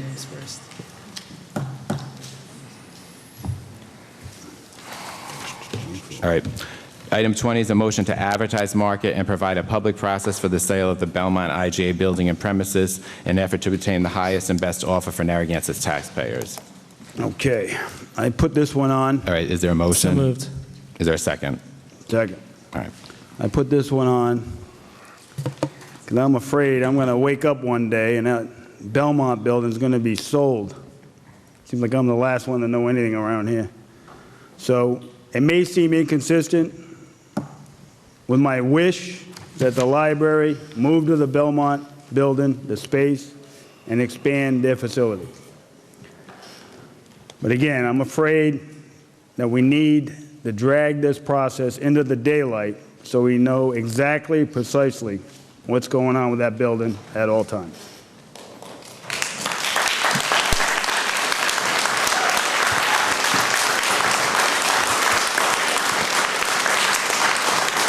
So the motion comes from both of you. Any other comments? Sure, yeah, so that's really the intent. The intent is not to get this building sold. The intent is to add transparency to the process, because that's something that's lacking here. The vote was in January, where the majority on the council voted to sell the building, and things have been happening related to that, except nobody's aware of it. So if this is going to be, if the intent is to sell it, it should be properly listed and advertised, and the process should be transparent. So that's the intent here. Yeah. All right, any other comments? Jill, what do you think? So it just, but you don't want to sell the building? No, we want this process to be above the line. Right, so you voted publicly to not sell the building? That's correct. Yeah. But yet you'd want to have a process in which we put it out to the whole world? I don't want We don't want you to hide behind the shadows if you're going to sell it. I don't want to wake up. Well, you know we're trying to fix something with one of the tenants, right? So we're trying to, before we go out to the world, that's part of the executive session. So, but I wasn't saying that to everybody here, I was saying it to my colleague. Right? So we're all privy to the fact that we have an executive session tonight, which is a continuation of the executive session from May 12th to talk about this subject. So I'm not quite sure why this is on, whether you want to try to hash it out and start talking about executive session matters, which we shouldn't be doing, but this motion is not appropriate at this point in time. We'll be talking about the Belmont Building executive session later tonight, so I vote, Matt, that we take a vote right now. Well, wait a minute. I got something to say here. I sell commercial property, residential property, and for not to advertise, not to market this building properly for the taxpayer, again, is a disservice, okay? You know, as a real estate professional, anytime I take any property, I jump on the roof and I scream to the world that this property is available, okay? And Jill, I think you understand that, all right? We're not secret agents here, okay? And we're I'm not a secret agent. We should advertise it and let people know in Connecticut and around the world that this Belmont space is available. Patrick, we've been talking in executive session, and it's not appropriate to have those discussions No, it is outside. appropriate. This is a separate issue. Whatever's going on in executive session isn't disclosed here. There's nothing disclosed here, okay? It's advertised or not advertised. Not appropriate. It's been 4 months since you voted to sell it. So what are we doing? So what's the problem? You don't want to sell it? You guys change your mind? Well, it's confusing. Right, it's confusing if you don't want to sell. You've made it clear that you want me gone in November of 2020 so that you can get it done. So that's your position. So this is it's just confusing. It's really not. It's very confusing. No, the confusion is why you vote to sell it and then not list it. And then not but you Why is it not listed? You know the reason. Why is it not listed? You know that we're working out things with one of the. Tell everybody why it's not.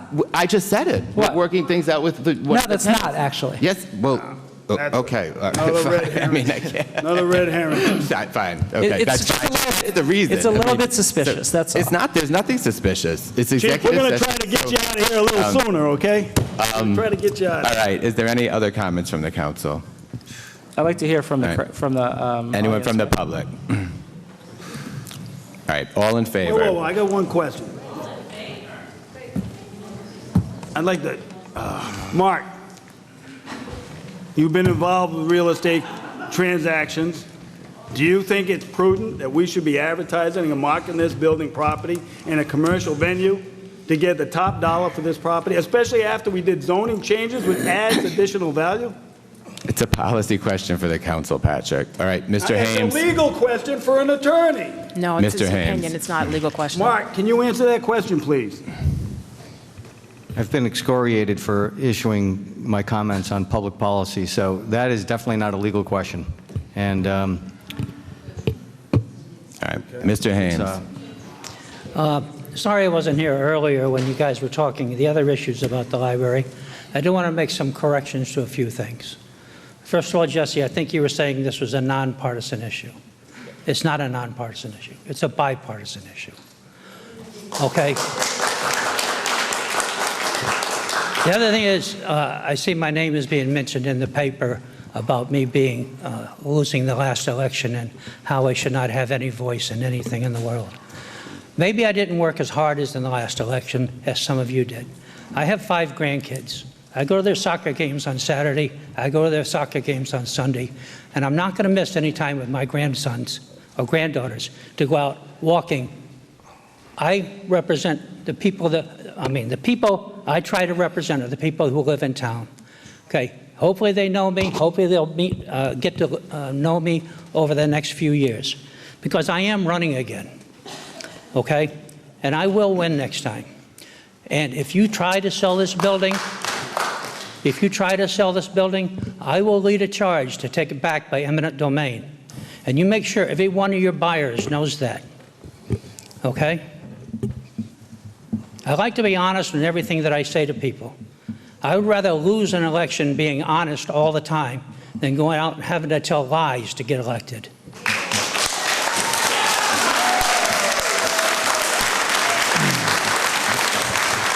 There's a motion, Matt. Matt, motion to vote.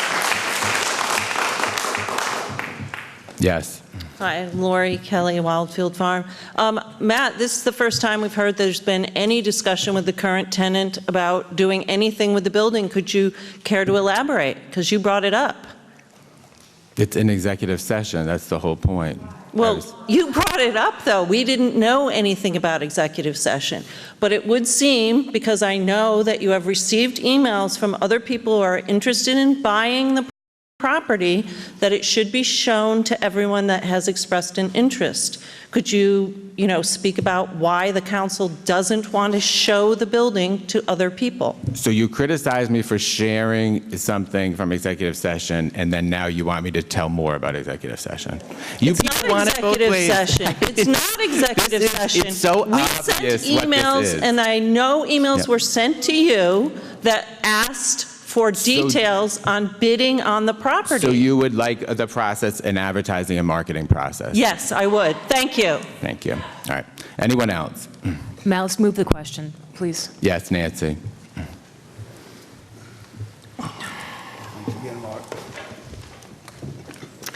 Nancy DiNuccio, 8 Vanderbilt Drive.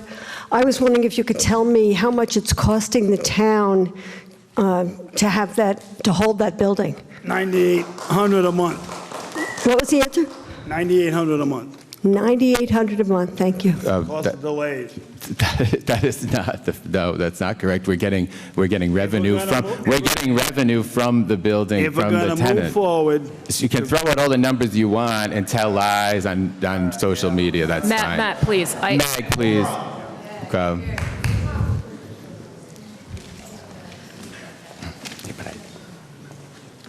So, good evening, Council President. Let me elucidate you as to the intent of the motion. The intent of the motion is not confusing to the vast majority of people here in the room tonight. The intent of the motion is all of us recognize what a backroom deal is. And this is a backroom deal. That's why your colleagues felt it incumbent upon them to put this motion on.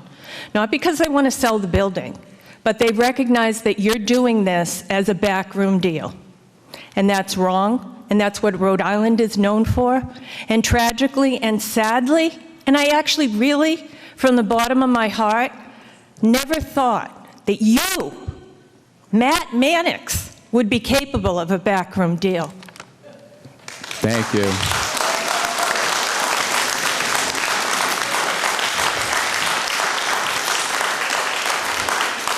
There's a motion on the table, Because it's Matt. not a backroom deal. Motion on the table. Yeah.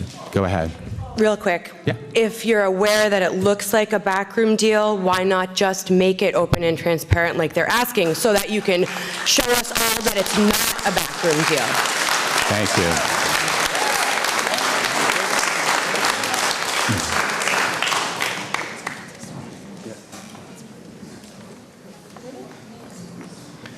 If there are negotiations in process that all the council members are aware of, it's a little bit of a stunt to do this.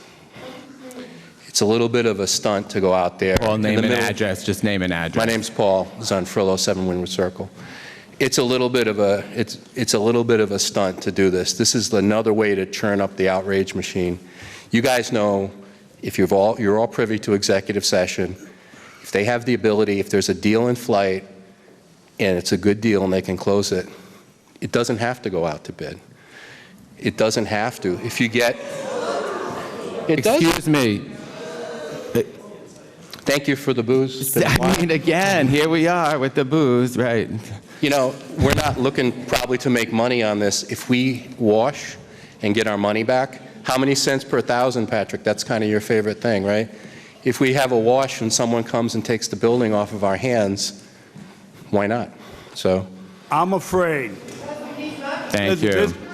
There's a real fear with me that these folks will take the first deal that comes along and give away the store without transparency. Okay? then you need to do a better job. You need to do a better job negotiating with them in executive session. Yeah, in the minority. Is there anyone else? All right, all in favor? So you still haven't given a reason why you don't want to list it.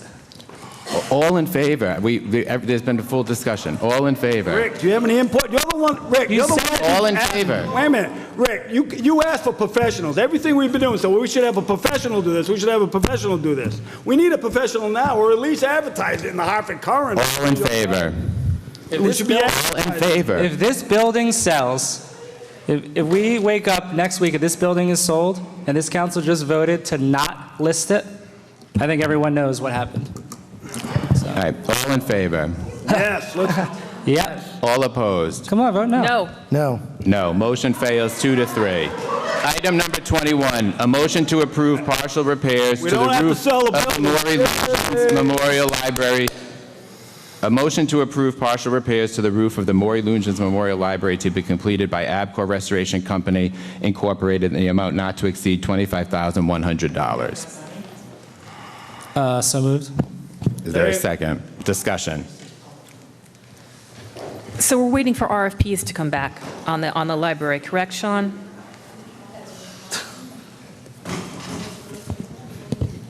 The RFP for the architect is currently being evaluated.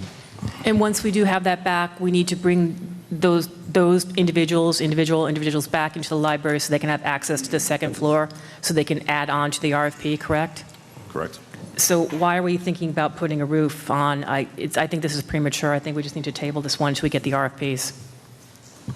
So I spoke with a couple. Just before that, so Sean and Patty Arkwright, did they want to speak to this at all, either of you? Because that's where it comes from. Patty Arkwright in the room? Sorry, Jesse, just because the item comes from Patty. Right. Yes, the library board voted to have the repairs done because it's leaking now and we can't wait for RFPs and that kind of thing. We have some money to do it, and that's why we are asking for you to approve it. Okay, great. And you've spoken with the engineer as well? Yes, I spoke to him when I turned in the proposal from APCOR. Okay, great. Thank you. Any, Yes, John? I was going to mention you that I did speak to a town engineer, and the work being done doesn't contradict the scope of the RFP work, really, but it's not going to complete the full job. It'll just be for a portion of it. Right. Let's stick a top over it. We might as well cover it up. Go We're ahead. not selling it. Jesse. So this is coming from the reserve, which is, exists exactly for these reasons. Yeah. We had a discussion during the budget workshop about that the library should be using their reserve to maintain the building. Those were words from Matt, Ricky, and Jill. It's leaking. It makes sense for the library to spend money to fix their roof, so yeah, seems pretty cut and dry. Not pretty cut and dry, because we might be actually going up another floor. And if we go up another floor, then so all the boomers can stop so I can speak. So if we go up another floor, then we're going to actually be duplicating an effort. So it sounds like Sean almost has an RFP back. We're going to need to get people back in. But I'm not going to spend taxpayer dollar without... Excuse me. I just wanted to clarify, they're just repairs to fix the holes that are leaking. It's not to replace the whole roof. It's to fix a repair, to hold us over for a couple of years. So this would be to fix a current leak. I think we are allowing have the library to fix a buckets. leak in their building. How long's it been leaking? How long's it been leaking? Oh, Patty. About Oh, 9 months. excuse me. 6 to 9 months. We got ABCOR to give us an estimate in March. Okay. I asked them for it in January. Okay. So it does take a little time. So that's why an RFP going out, it's already been out for a while.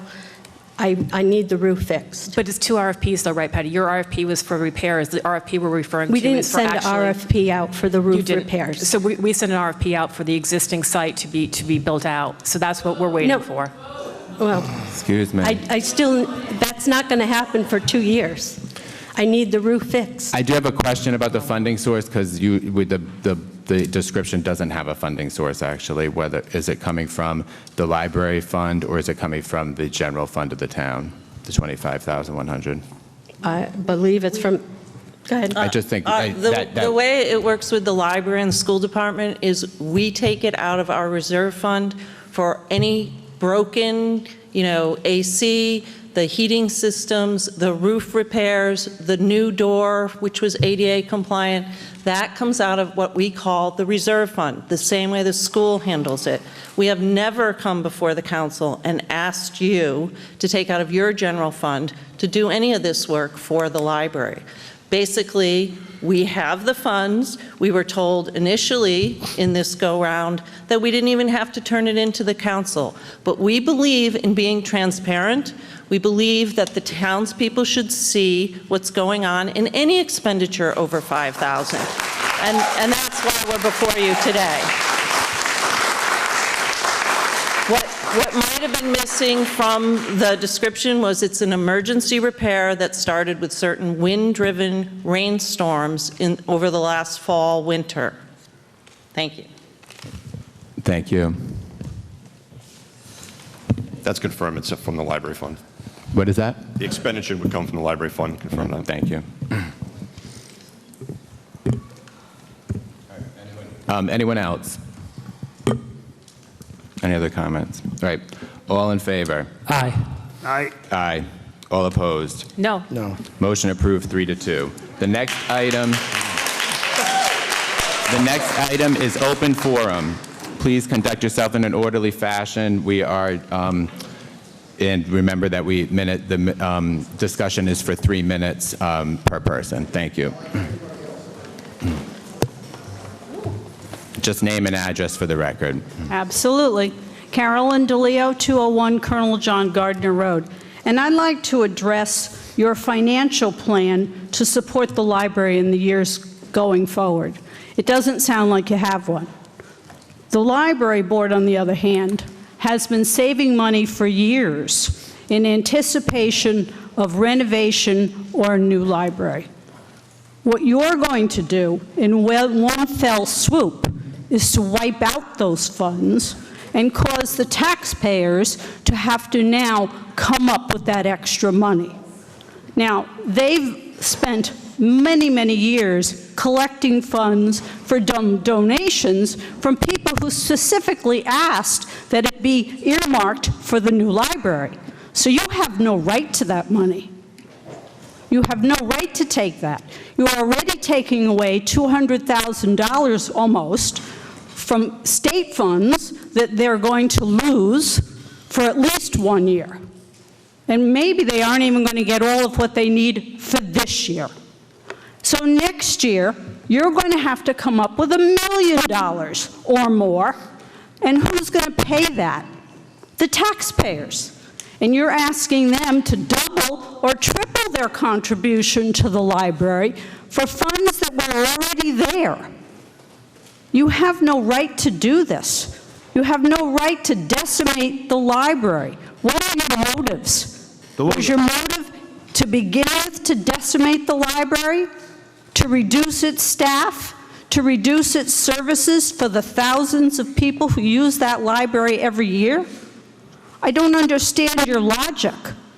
A financial planner would say you have no foresight. A financial planner would say you're not thinking ahead, you're thinking about this year. Well, most people, most of us who are saving and save forward in our real estate, think ahead. and we save and we plan. That's not what you're doing.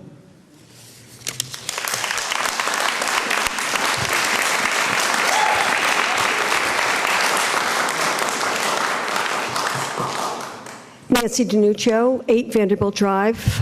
I heard earlier we were talking about the fund balance for the library at about $680,000, and Rick had lots of plans of what they could actually do with that money.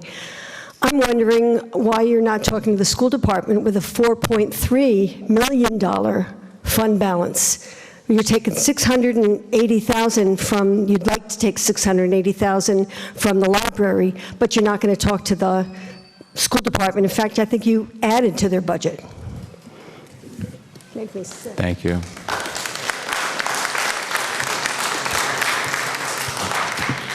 Carleen Town, Wood Hill Road. Once again, overwhelming numbers from the community are here to support the library in all of its endeavors, from reinstating its full budget to allowing access to the Belmont building so that all can get a clear evaluation of its potential and costs, to moving forward on giving this town the library it needs and deserves. And once again, I ask you, where is that silent minority that you always claim is the majority? And please don't repeat Ms. Lawler's statement from the last town council meeting that they don't want to be chastised or made fun of. No group has been chastised or called unflattering names more than the library supporters. How about the time Mr. Mannix yelled, "Go back to your seat, Meg. Go back to your seat. I'm tired of your destructiveness. Go back to your seat." Patrick and Jesse have been called one-issue candidates. How about all the times Mr. Mannix has referred to us as the angry mob? Even this past week, Mr. Mannix was quoted in the Times in the article about the bipartisan support for the library by both the Republican and Democratic parties with statements like, "It is interesting to be attacked by partisan hacks," or his statement that Lori Kelly and the library board have gone rogue. And no, Mr. Mannix, we are not pushing for a Taj Mahal, and I don't think anyone in town, especially Richard, he's not here today, would call the Belmont building the Taj Mahal. In the same article, you called the library supporters an angry and uninformed mob. We are very much informed. Probably anyone in this room could give you a detailed history of the library project. The only thing we don't know is how much it would cost to renovate the Belmont building because you won't give us access to it. And getting back to the library supporters, the vocal majority, I would like to applaud their courage for getting up and speaking week after week and month after month, unlike the person who, under the cover of darkness at the last town council meeting, with enough insider information to know only to put this flyer on the cars parked on the street and not in the parking lot. You want name calling? I'd call that person a coward for not getting up here and saying his or her piece in front of us all. And bravo to the library supporters who risk being ridiculed, standing up for the will of the people. And Ms. Lawler, how many times do you have to be reminded that the bond says acquire and renovate? And is a connective conjunction, which means that both actions, acquire and renovate, must take place. You cannot acquire a building you already own, so the bond money cannot be used to renovate the existing site. Months ago, I asked for a legal opinion. Was or was not that bond location specific? We still have not been given an answer to that question. And I think that's important. Thank you.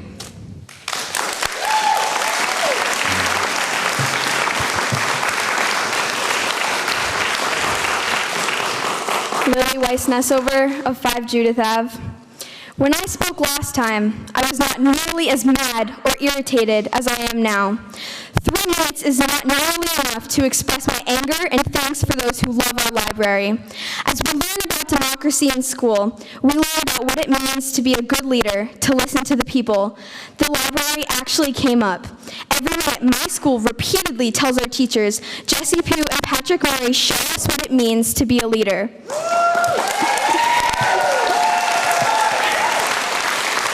show us what it means to be a leader who listens to the people.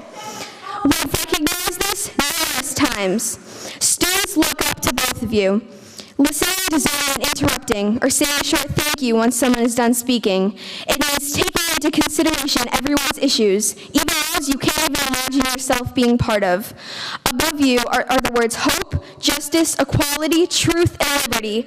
I am hopeful that you can change that we can change your minds. Justice, equality, truth, and liberty.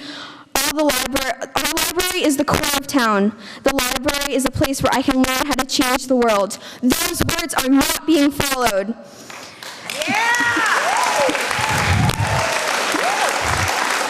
This is not just about the library.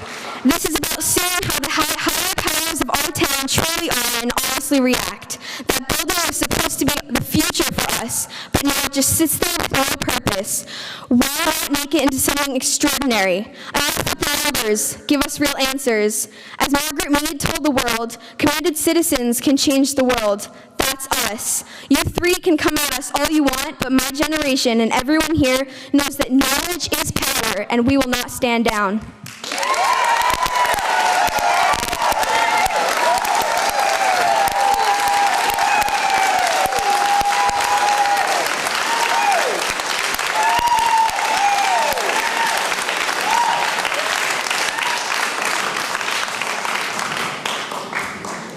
My name is Mae Van Coogan of 84 South Peel Road. This is my second week of attending town council to fight for something that shouldn't even have to be debated, the opportunity to attend a community library. As children and as adults, we are constantly told that knowledge and the will to learn is the key to achieving success in every aspect in life. How can we learn about our passions when school tells us what we have to learn and we don't even have an open library? Actually, it surprises me that it is so clear that there are more people in favor in library than a shuffleboard court. And still, you continue to ignore us. As a town council, you are supposed to vote in the benefit of the town. Well, this is not just what the town wants, it's what it needs. As you can see, there are more of us. Although the board votes 3-2, a more accurate ratio is a smaller number to the hundreds of passionate Narragansett residents who want their library, and we want our library now. Mayor Lujan's Memorial Library brings life to Narragansett. This is what I and others have been telling you over and over again. We have been confiding in you and explaining how important the library is to us. I have been told before that our generation is a generation that will save the world, fix things, keep order. Followed by the statement, I have been told that I'm too young to make adult decisions. Well, here I am, making my adult decision. Here we are, saving the town of Narragansett. Thank you. Thank you.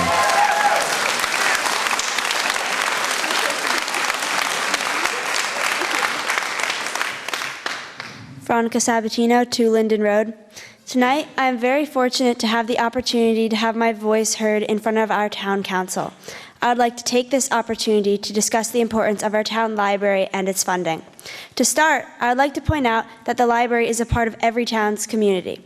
There are actually 123,000 public libraries in the U.S. Divided equally, this would be basically 3.5 public libraries for the United States, 36,011 towns and cities. If people didn't want or use libraries, there would not be 3 for every town in the U.S. Our library provides countless opportunities to the member of our community. Where are you going to go when there's a history test and you need to learn about Alexis Tocqueville's view on American democracy? Where are you going to go if you are bothered by all the plastic that you saw on your hike and now you want to know how you can help? Where are you going to go if you are really passionate about a topic and you just need to learn more about it? You are going to the library. You may say that you can go on the internet, but there's nothing more empowering than checking out a book about a topic you're passionate about. Libraries are empowering. Libraries are opportunities. Opportunities to learn. Opportunities to grow. Opportunities to develop character and interest. But libraries provide much more than just books. If you go to our library, they can help you with VHS to DVD conversion, computers, copying, and much more. More importantly, in my opinion, they provide events and workshops for people of all ages, enabling the library to become the heart of our town's community. When I was younger, every year my family and I would go to the library around Easter to participate in their egg hunt. This past October, my friend and I volunteered at the costume parade, helping to pass out candy. These are all services, opportunities that our library provides to enrich our community. Now, our library is in danger. It's being threatened by budget cuts. Our town library receives $841,000 from our town and $181,000 from the state. This adds up to about $1,022,000 total. In just 5 days, the budget will be cut to a fraction of its previous size, only $400,000 total. If the budget is slashed, all state contribution will be lost. Our community will also not be able to order books from other libraries, and our library cards will not work in other libraries around the state.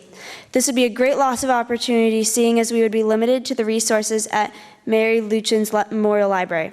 Furthermore, without a proper budget, the library would not be able to meet the state operating waivers. Most importantly, without an appropriate budget, our library would not be able to remain open. This would lead to a terrible loss in sense of community. Where would kindergartners go to get picture books? Where would middle and high schoolers go to get print sources? If there's no Halloween parade, where would parents take their kids to show off their costumes? In fact, our library offers something to everyone in our community. If you do not take the library's offers, that's your choice, but there's always someone who will take the opportunities that the library provides, and that person will learn and grow from the library and the community. If libraries did not provide a sense of community, of growth, of learning, of character, or of opportunity, then there would not be enough libraries in the U.S. to have 3 in every town. Libraries drive communities. Libraries are opportunities. Thank you. Thank you.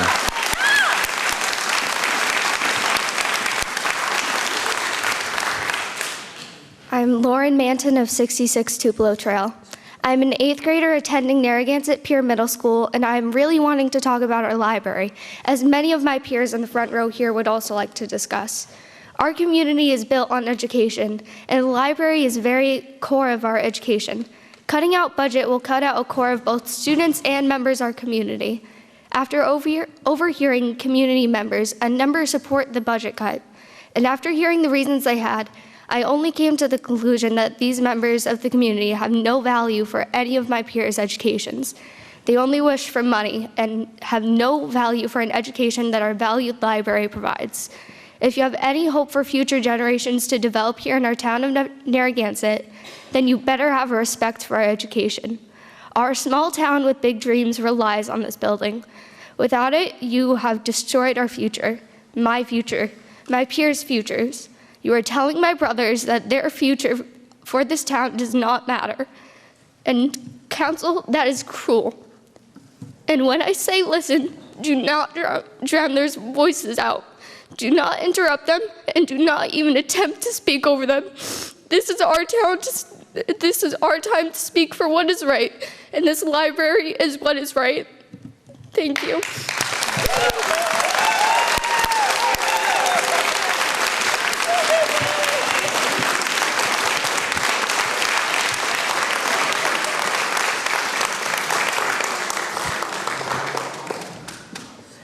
Good evening.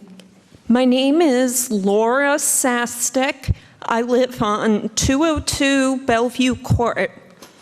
I would like to give a statement expressing my opposition to the proposed cut to the library's budget. Cutting the library's budget by over 50% would be a major mistake. It would take away social and economical opportunities as well as jobs, as well as my job. I'm a proud employee of the Maury Luchin's Memorial Library. This proposed cut to the library's budget will hurt our town. Libraries are landmarks in towns and cities across this nation. They represent democracy, what our nation's founders believed in. They believed in democracy. I wonder where that's gone in our town. Libraries are places of education that must be respected. Libraries represent equality for all. Equality for all.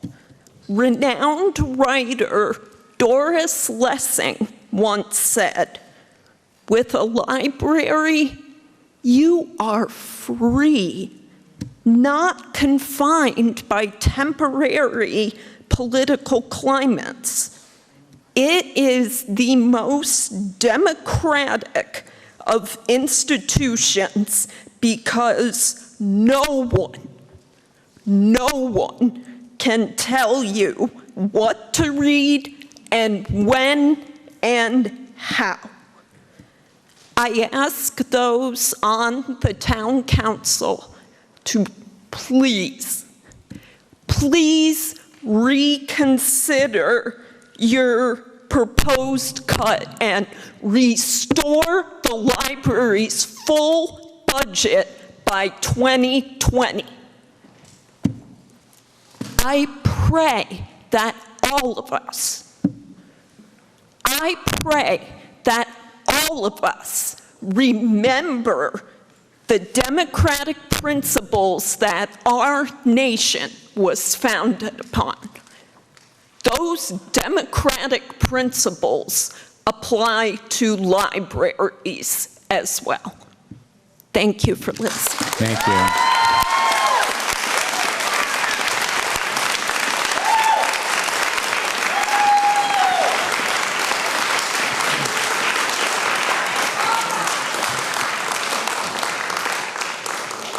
Hi, my name is Joan Mulligan, and I live at 59 Bow Run.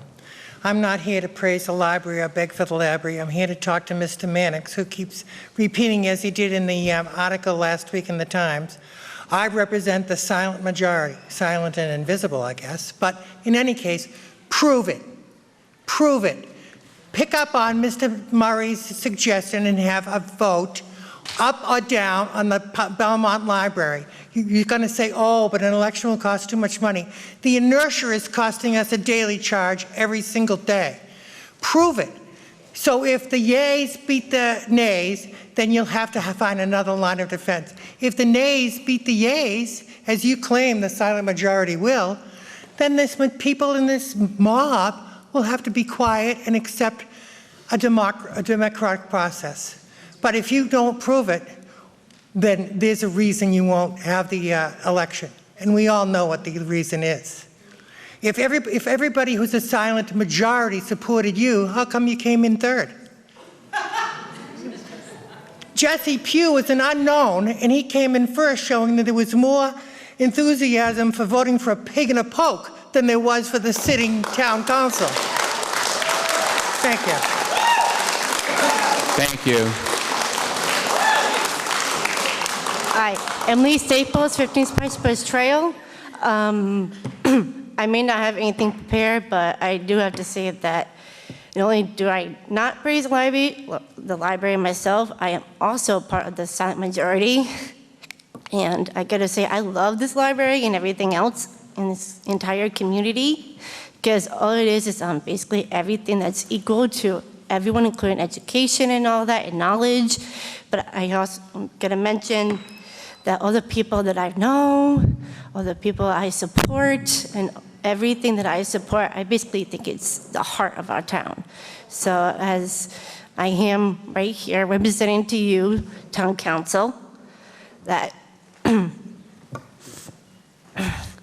I do have to thank Pat and Jesse, and I guess the rest of you too, I guess.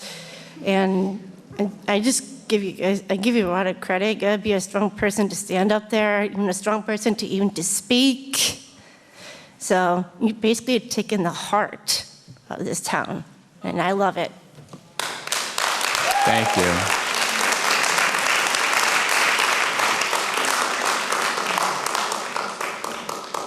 Pat Sabatino, 2 Linden Road. I did not plan to speak tonight, and I could speak about a lot of things on my mind. I know what I thought I voted for, and that was a library in the Belmont building with the renovation.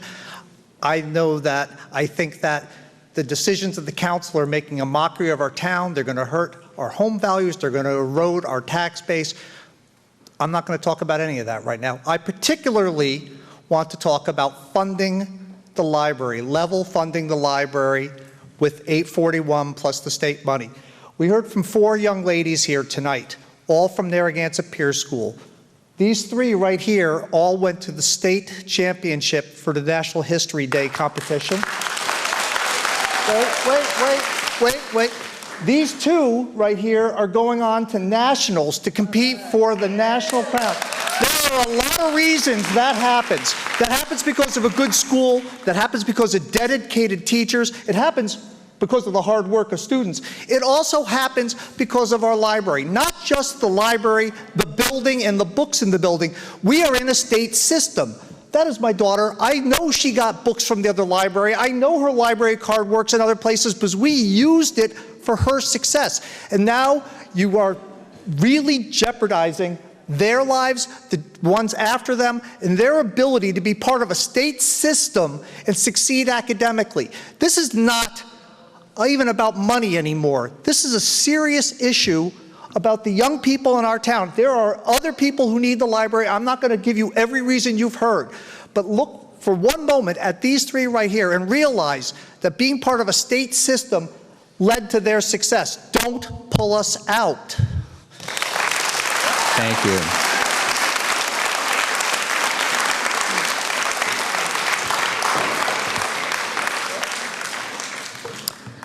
Good evening. My name is Carol Fortin, Crossroad, Narragansett.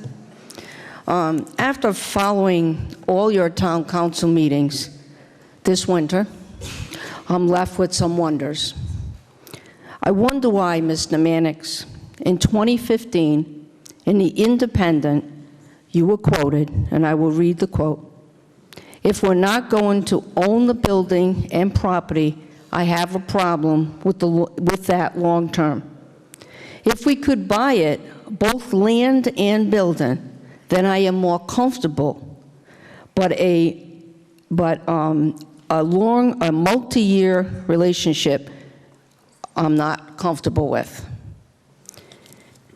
And now that what has become a reality is that we own the land, and we own the building, and we own the parking spaces, you now charge ahead to sell the very building that was purchased for the library. I wonder why, in my opinion, you bargained in bad faith. I wonder why you allowed an RFP on the current library building, but not on the Belmont building for cost comparison. As a taxpayer, I really wonder why on that one. I wonder why, with expected overflows, with the controversy that's going on, and only 154 places in this room and 41 in the next room, I wonder why you continue to refuse to move this meeting to the high school that has plenty of parking and plenty of seats.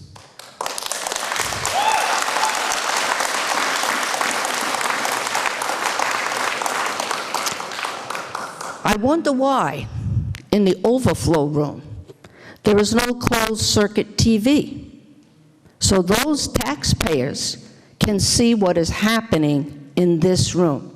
They deserve that because they can't get here. And there's only 41 places in that room.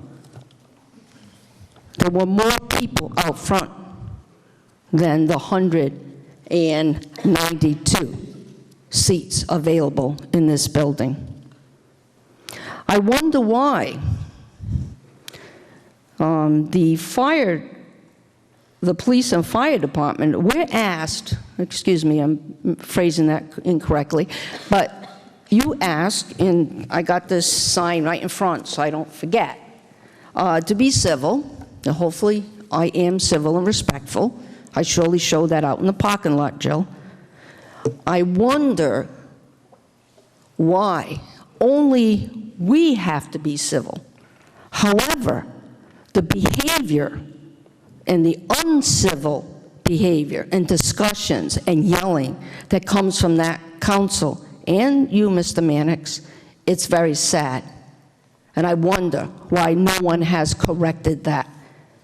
I wonder how much it is costing me as a taxpayer for sometimes 3, sometimes 7 offices. How much is that costing me every meeting for 4, 5, 6, I don't know how many hours if it went on to 11 like it did last month? Thank you, Ms. Ford. No. Excuse me, Mr. Mannix. We're well over the 3 Excuse minutes. me, Mr. Mannix. Ms. Ford. Excuse me, Mr. Mannix, I will wrap up my thing. But I do wonder, I will continue, and if you shut me out, I'll have somebody read it for me. I wonder why the library budget is being held hostage for its surplus when departments are allowed larger surpluses than this library. And in closing, I said I was almost done. In closing, and I know you're disgusted with me, Mr. Mannix, but I'm sorry, I have a right. I am a taxpayer. In closing, I am left wondering what has happened to democracy in the town of Narragansett, and why 3 councilors have chosen the library to be the issue to divide this wonderful town and community. Thank you.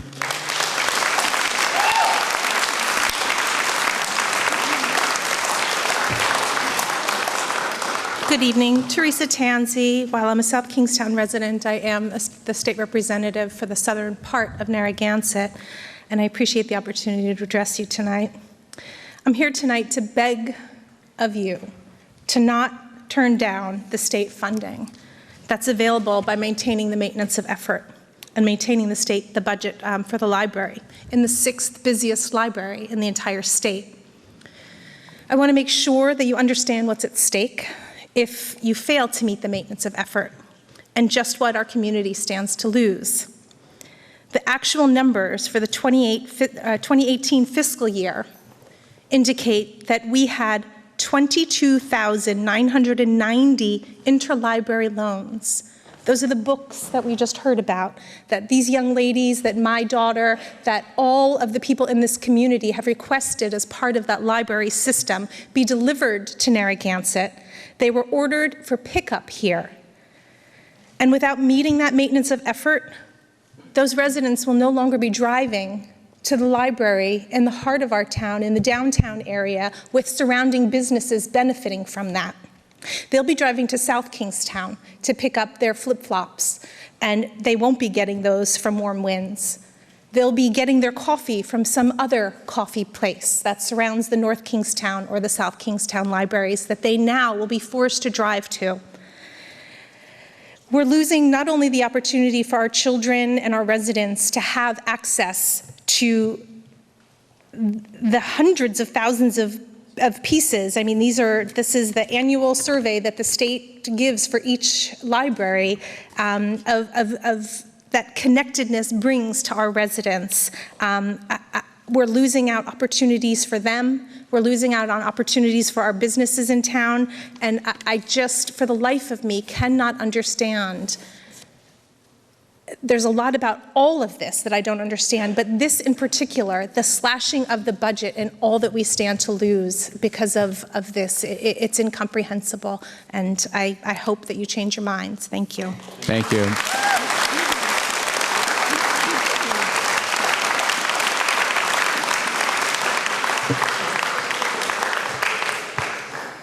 Gloria Roman, 33 Wheatfield Cove Road, Narragansett.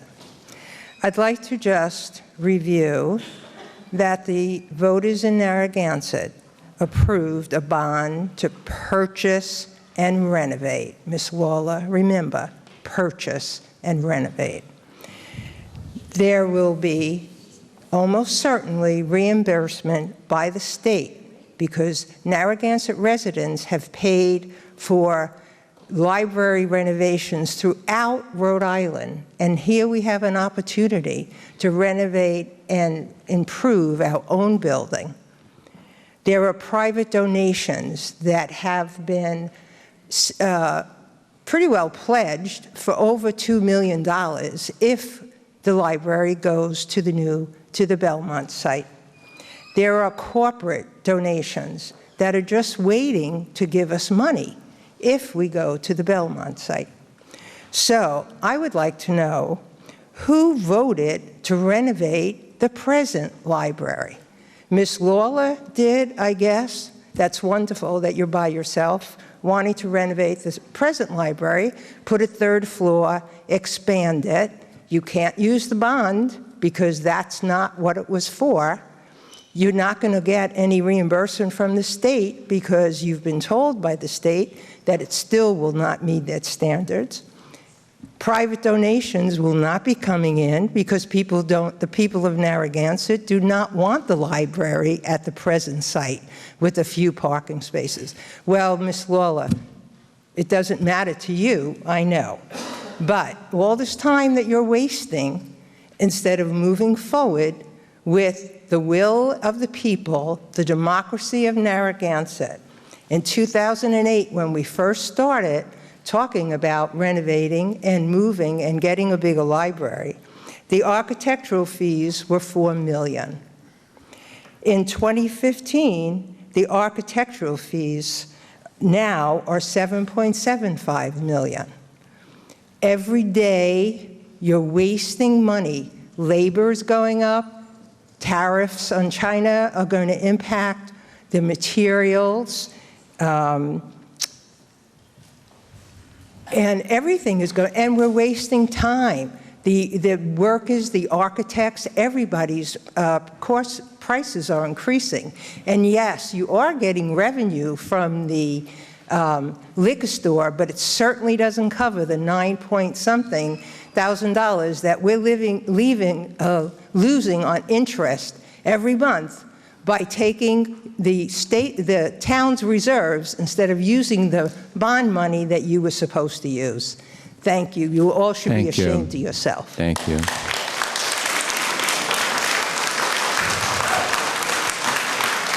Hi, Susan Amoruso, West Bay Drive. I've been up here quite a bit, and I agree with what Gloria just said about the financial thing. I can't find anyone who can explain why we're giving up state money, why we're paying taxes to the state and other libraries are getting built. Mr. Lima, you raved about Tiverton. Well, they got the reimbursement from the fund that we help fund. There's only 5 communities that have not drawn from that fund, and Narragansett is one of them. So it's like we're giving away our tax dollars to other towns, which is the whole purpose, is to share in, making the state a better state. But it's our turn. And now to lose that money, I mean, there is no way to make sense. So another thing that came up in the meeting, something about it was up to your discretion. You could have changed some shuffling that was going up here. I mean, you had the opportunity to say, yes, we'll table it, we'll think about it. I don't understand it. And Ms. Lawler, you saying you don't care? I mean, I kind of brought up this thing about how, Mr. Mannix, you responded once to one email I sent.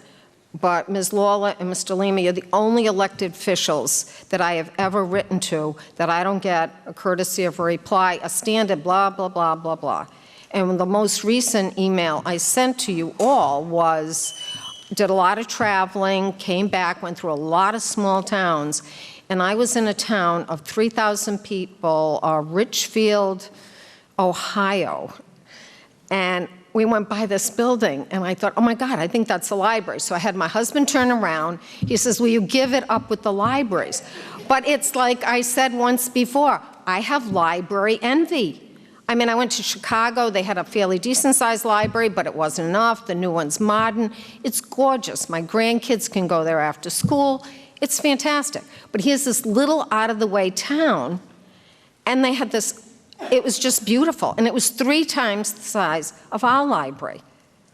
And they're offering the same programs that ours offers in this minuscule place. They do the computers, they're doing financial talks, they're doing story times, they're doing, anti-bullying things. They're helping kids with research, helping them find opportunities that may lead to them having scholarships. The library is the heart of the community. And I just can't see how you're taking this stance. And people aren't showing up. I mean, people were signing the petitions at Rocks. 4 people. Only 4 people said, oh, I don't want to sign. And only 2 of those people said, no, I'm not really for it. 2, and I think they came up with 75, 100 signatures.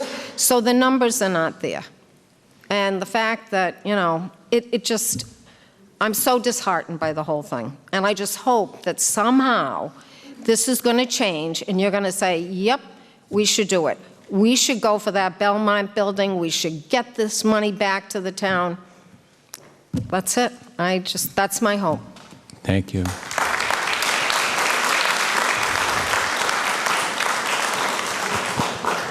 Mal Goldenberg, 25 Earls Court, and I'll be brief. You claim that there's this silent majority out there that don't want the library.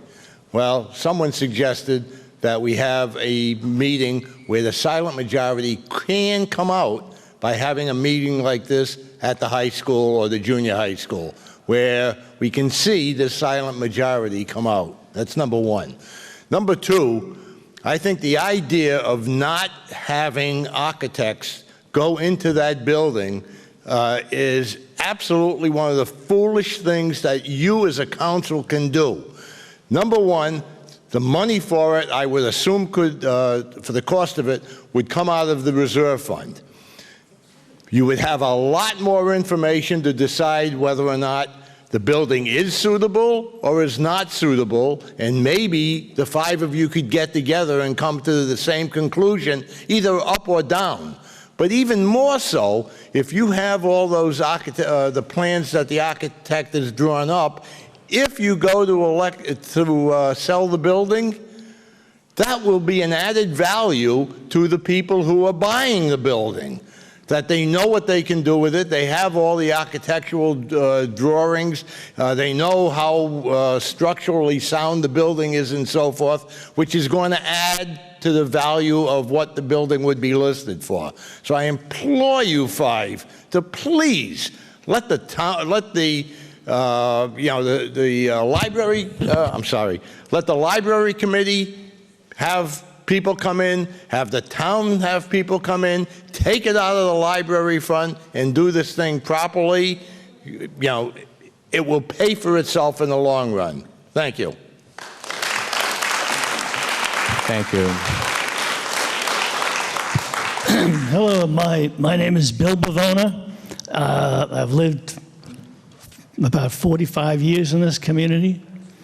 Many of you know me personally. I live at 16 Betty Hill Road. I lived in the same place since we came here. Now, I want to tell you something. I want to tell you that you are missing the opportunity of a lifetime. You have in your hands the capability to put something in action that every person in this town would be just absolutely crazy about. Even if they never went to a library, they would say this town is thinking of the townspeople and our reputation, that the things we produce in this town are good. Instead, you're getting reputations for being purely obstructionist. Instead of joining with the library people and discussing possibilities in a really serious way, you're just pushing it all underneath, and you're doing things behind people's backs. Your reputations, I hope, mean more to you than that. I mean, you have people outside here who are circulating petitions to get rid of you. You have an opportunity to bring about a thing in this town that maybe once in 50 years or 100 years would be possible. You're halfway there. You own a building, and yet you're just like glue. Anything that steps into this is in your glue, stuck their feet to the ground. Give us something we can be proud of in this town. Everybody here has talked to you about what a library is worth. I don't know if you're listening, or if any of those values that we have about libraries are in you. But you personally are missing the boat. What greater thing can you have than to create an institution that will outlive you? Thank you. Thank you.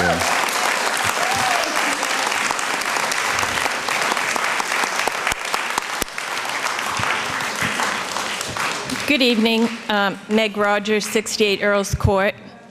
So a couple of years ago, back in 2016, right after the election, I think it might have been the first or second town council meeting, one of the first actions that one of the first agenda items that Ms. Lawler put on the council, supported by Mr. Mannix, was ripping apart our town's Economic Development Committee.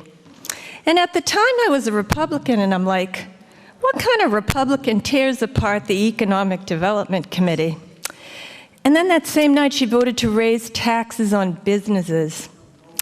And I want to say that congratulations, you've finally done something that's pro-business. You've finally stimulated the economy and helped the small business community, because you know what? Everyone here is shopping at Rock's. They're buying their burgers, their steaks, their chicken, everything they need this summer to grill on, and they're buying their grills at Jerry's. Now, my husband is a Jerry's fanatic, but there's a beautiful new Jerry's Hardware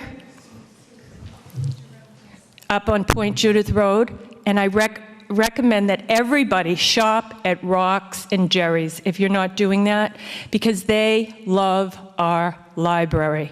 So thank you, Councilwoman Lawler. You finally helped the small business community. Kudos to you.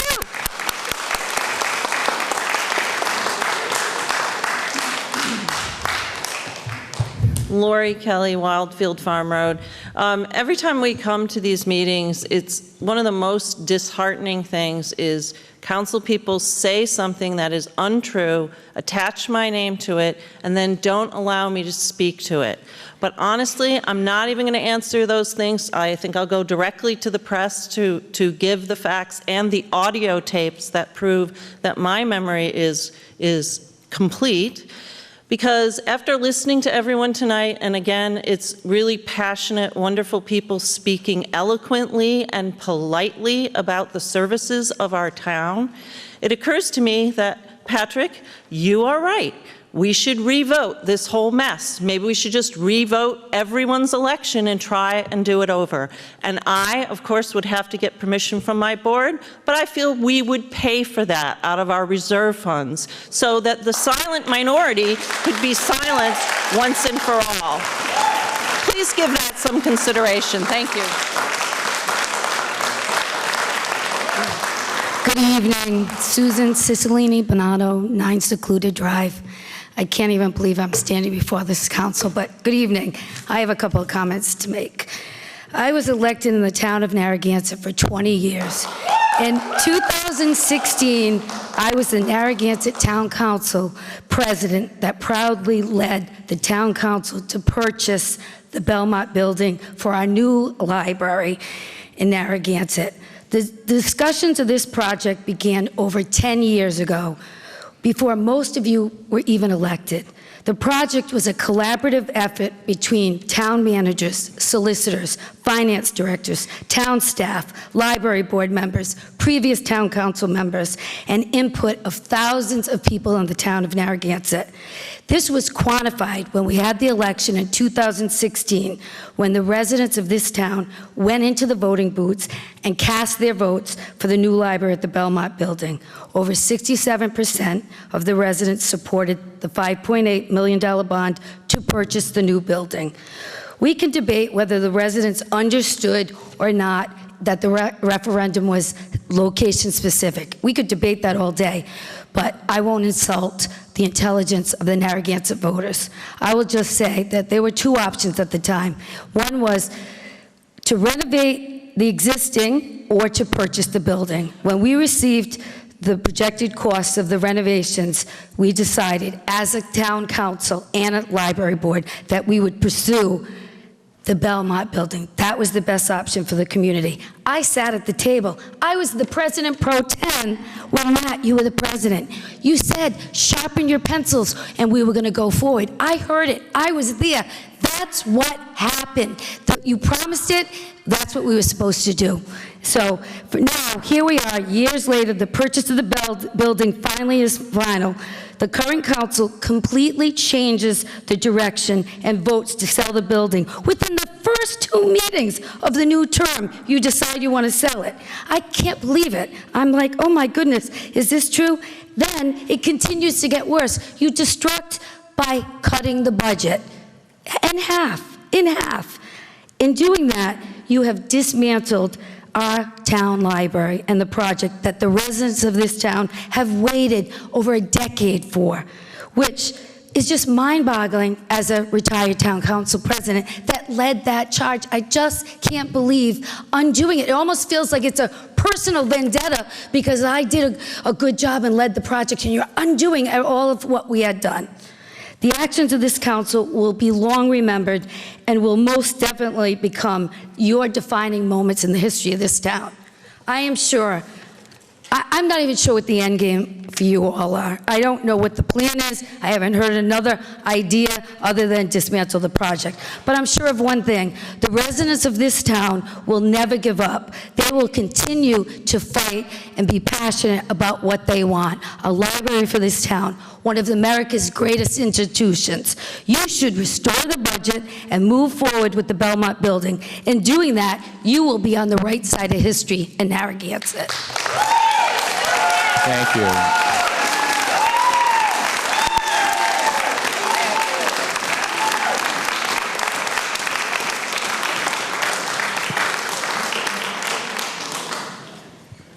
Jessica Wilson, 20 Checkerberry Trail. I'm a librarian in another town. I am proud to be a librarian. I admire my colleagues in the field. I applaud everybody who spoke tonight, and I hope you will all be moved by the fact that every single speaker tonight spoke in favor of the library. If there's a silent majority out there, we didn't hear from them tonight, and it's 10 o'clock. A lot of people spoke, and I hope those of you who want to cut this funding will be moved by the fact that so many people in the town come out and in support of it, and nobody tonight spoke against it. Thank you. Thank you.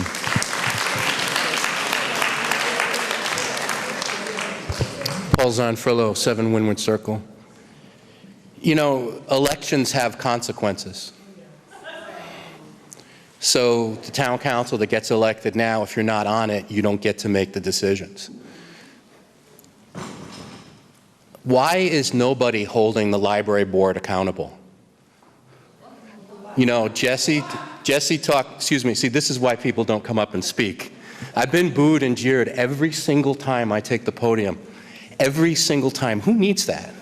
People don't want that in their lives. Yep. Okay? So, Jesse, you called it extortion. It's called negotiation.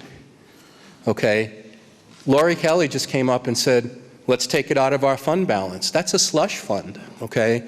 to do what they want with. So I challenge the library board, when you point the finger of blame, 3 fingers point back at you. Why don't you cut a deal with the town council? If this is so important and so impassioned, why are you not being held accountable? Because you've done an excellent job of spinning how horrible these 3 people are. And they've been dragged through the mud. I can't even believe it, And so there's a difference between extortion and negotiation. So I challenge the library board, for all your passions, come up here and negotiate a deal and get it done. You're just as responsible as the town council for getting this done. Thank you. Sheila Sweeney, 115 Inkberry Trail, Narragansett. I just have a question for the board.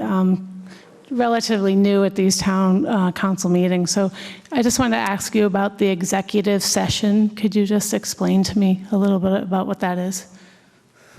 So executive sessions, typically we don't do a back and forth at these, but an executive session is where it's not an open meeting, and there's certain reasons under the Open Meetings Act that we can go into the executive session. And the 2 big reasons are usually personnel. So if there's discussion about hiring and firing to protect those people, litigation is the second big reason, and then another one is purchase and disposition of real estate. But there's a whole list, and it's to protect the public and sometimes individuals. So, and Okay, they're carved out in the statute. So my understanding is you talked earlier about the building, the Belmont building, that you wouldn't discuss this because you don't have a plan, or it's not, you don't want to discuss the buyer, I'm assuming, like that in front of everybody. But you do all discuss what buyers are coming to the building, to the council. You do discuss that all together as 5 people, correct? So my question to you, and I've been to a couple of these meetings, and it seems that it's always a 3-2 vote.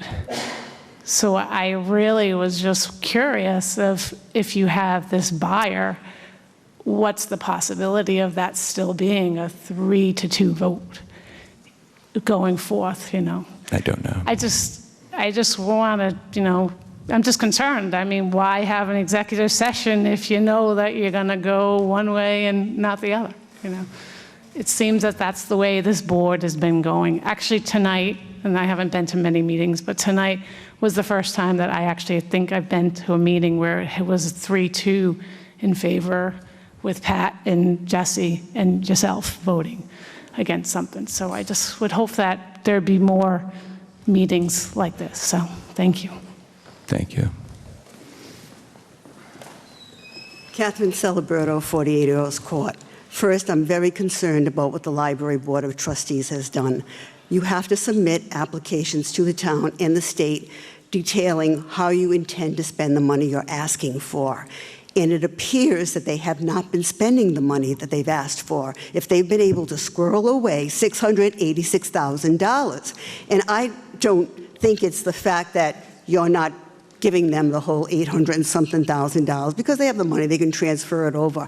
I'm concerned about the action they've taken. I would really like to see the request to the state and the request to the town, and exactly what they said, why they were asking for the money and what they said they were going to spend it on. That's my concern. As I said, I believe they've jeopardized their own state funding, not any actions of this town council.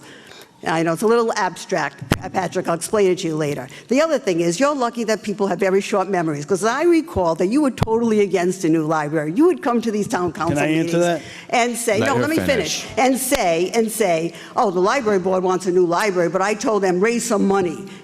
Didn't you always say that? I kept telling them, raise some money. Well, they haven't raised any money to speak of. I mean, if they have, then I'd really like to see the commitments, okay? The other thing is, I was shocked to hear someone say that the architect fees are $7 million. Well, how much is this darn library going to cost? I mean, $2.8 million for the building, $7 million architect's fees. We have to build out the place. What are we talking about here? And the other thing is, all the people who've spoken about the good experiences they've had at a library, they've had them at our dinky little library. None of them needed a 21,000 square foot library to have a good library experience. Finally, where the heck is the school committee? Why aren't they here arguing for this library? Because they don't want their budget cut. Yeah, there you go. Can we not interrupt, Thank please? you. Thank you. Patty Arkwright, Library Director. I feel like I'm always defending my actions. I fill out the annual report each year, along with Lori Kelly and the Finance Director. We certify that we spend the state money. That is what we do. I do not like being accused of not doing what we said we do. Thank you.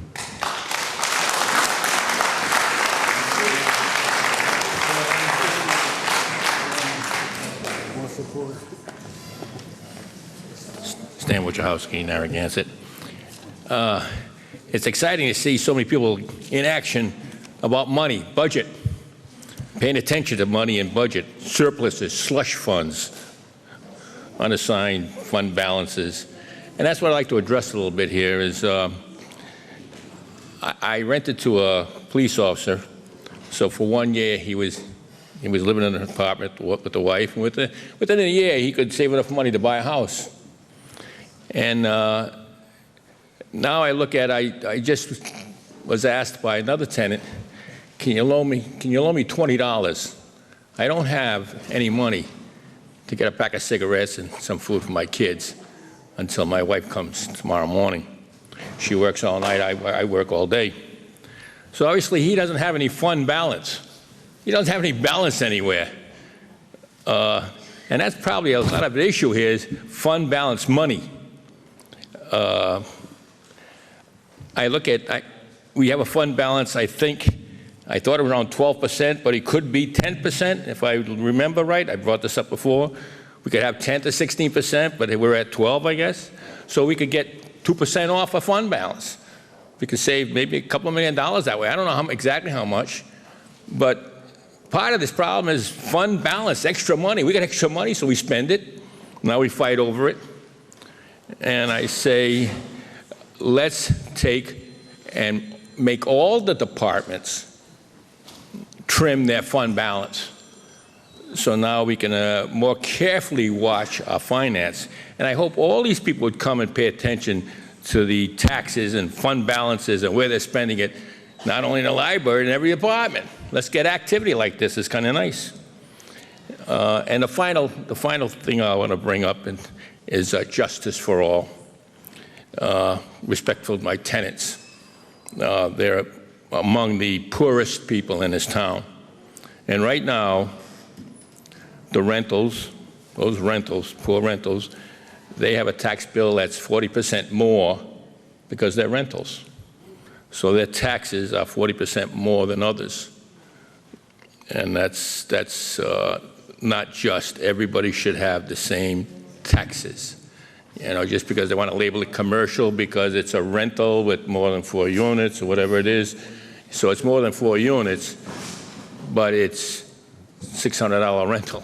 And here they are being taxes on that rental are 40% more than a normal resident would pay. That's not just. So we should be looking at those issues, not just one issue. Let's look at all the issues that we can make it just for all and everybody pay attention to all spending. And right now the focus is on surpluses, budget surpluses. Thank you. Thank you. Is there anyone else? All right. A motion to retire to executive session of the Town Council in accordance with Rhode Island General Laws, Section 42-46-4. I'm sorry. Come on up.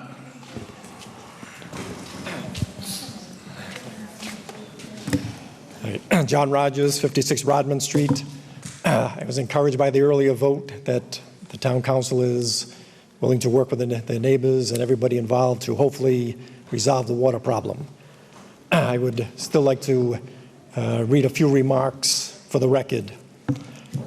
We are for progress in Narragansett. Right? We are for investment in Narragansett.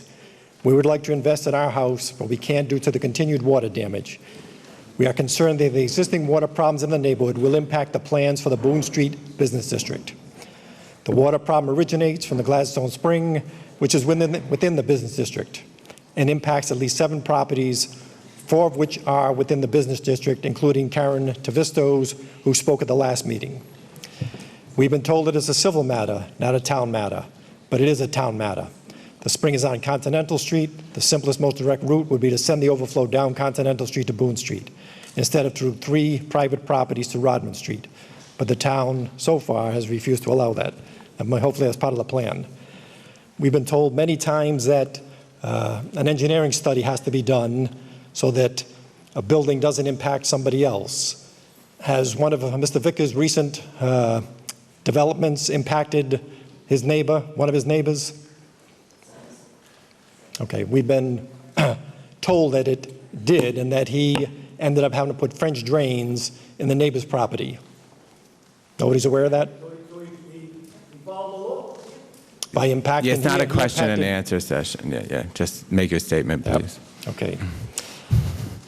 I did not appreciate Councilman Murray placing the blame on us, as my wife spoke at the last town council meeting, stating that the pipe was broken and that Durkin had offered to fix it, but we wouldn't let him. We were told the pipe could not be fixed, that it needed to be replaced. Durkin's lawyer sent us paperwork to add him to the existing easement between our property and Janine Marsh's property. Also, an additional easement for 764 square feet of our property and a similar additional easement on the Marsh property. That would have more than tripled the size area of the existing easement. The new proposed easement stated they were intended for the purpose of installing and maintaining any utility drainage structures in favor of his property. There was no mention of just replacing the existing pipe. Our concern was that Durkin planned on developing his property and sending additional drainage, parking lot runoff through our properties. Councilman Murray should find out all the facts and all the sides of the story before speaking out at a public forum. I doubt that any one of the town council members would have signed those easements. We mailed Durkin paperwork on March 9th of 2015 that would have allowed him to replace the overflow pipe as long as he was responsible for any damage to our house or property. We never received a response. Durkin is already part of a 3-property easement that includes an underground pipe that is connected to the Rodman Street storm drain. The town should work with that group to resolve the water problem in our neighborhood. Again, I appreciate the earlier vote. I look forward to, hopefully, all of us working together and resolving it. Thank you. I would like to submit copies of some of the documents that I mentioned. Give them to the town clerk, please. Or is there anyone else? Jeannie. Janine Marsh, 58 Rodman Street. This Boone Street thing, oh gosh, it's been going on for months. But first of all, I want to thank Mr. Lima, Ms. Lawler, Mr. Mannix, and Mr. Pugh. Thank you so much for responding to my emails, or the whole neighborhood emails, coming out to view the property with boots on, sinking, climbing over fences to look. I thank you, because you really had to see it. And when I went back to the planning board, way back when it first started, when I got the notice, I kept stressing it over and over again, you have to see it to believe it. When I first got the notice, the reason why I kind of stirred my curiosity was because there was no map included, and I kind of thought, this is kind of strange, I gotta check this out. So I did. Fast forward, as time is going on here, numerous meetings, planning board, now town council, I noticed, Mr. Mannix, that Mr. Murray is very concerned about, we're holding up Mr. Vickers. We're holding up Mr. Vickers. We've been waiting so long. I've been here 20 years. I don't even know. We've always had water on the property. But I will admit, the last 6 months, or a little bit longer, have been worse because of Mr. Durkin doing the clearing on the back of my lot. It's like a football field back there. All trees are gone, it's cleared. So I say to myself, with the library, he put the people first. With us, it's like it's this out-of-town developer. It makes me wonder. So I got to thinking. To me, I don't know, is this a conflict of interest for him to even vote on this issue? I'm just saying, to me, it's very clear. If there's any type of involvement, I just think it's a conflict of interest. And I also have paperwork, too, if I'd like to submit it to the town clerk. Thank you. Thank you. Is there anyone else?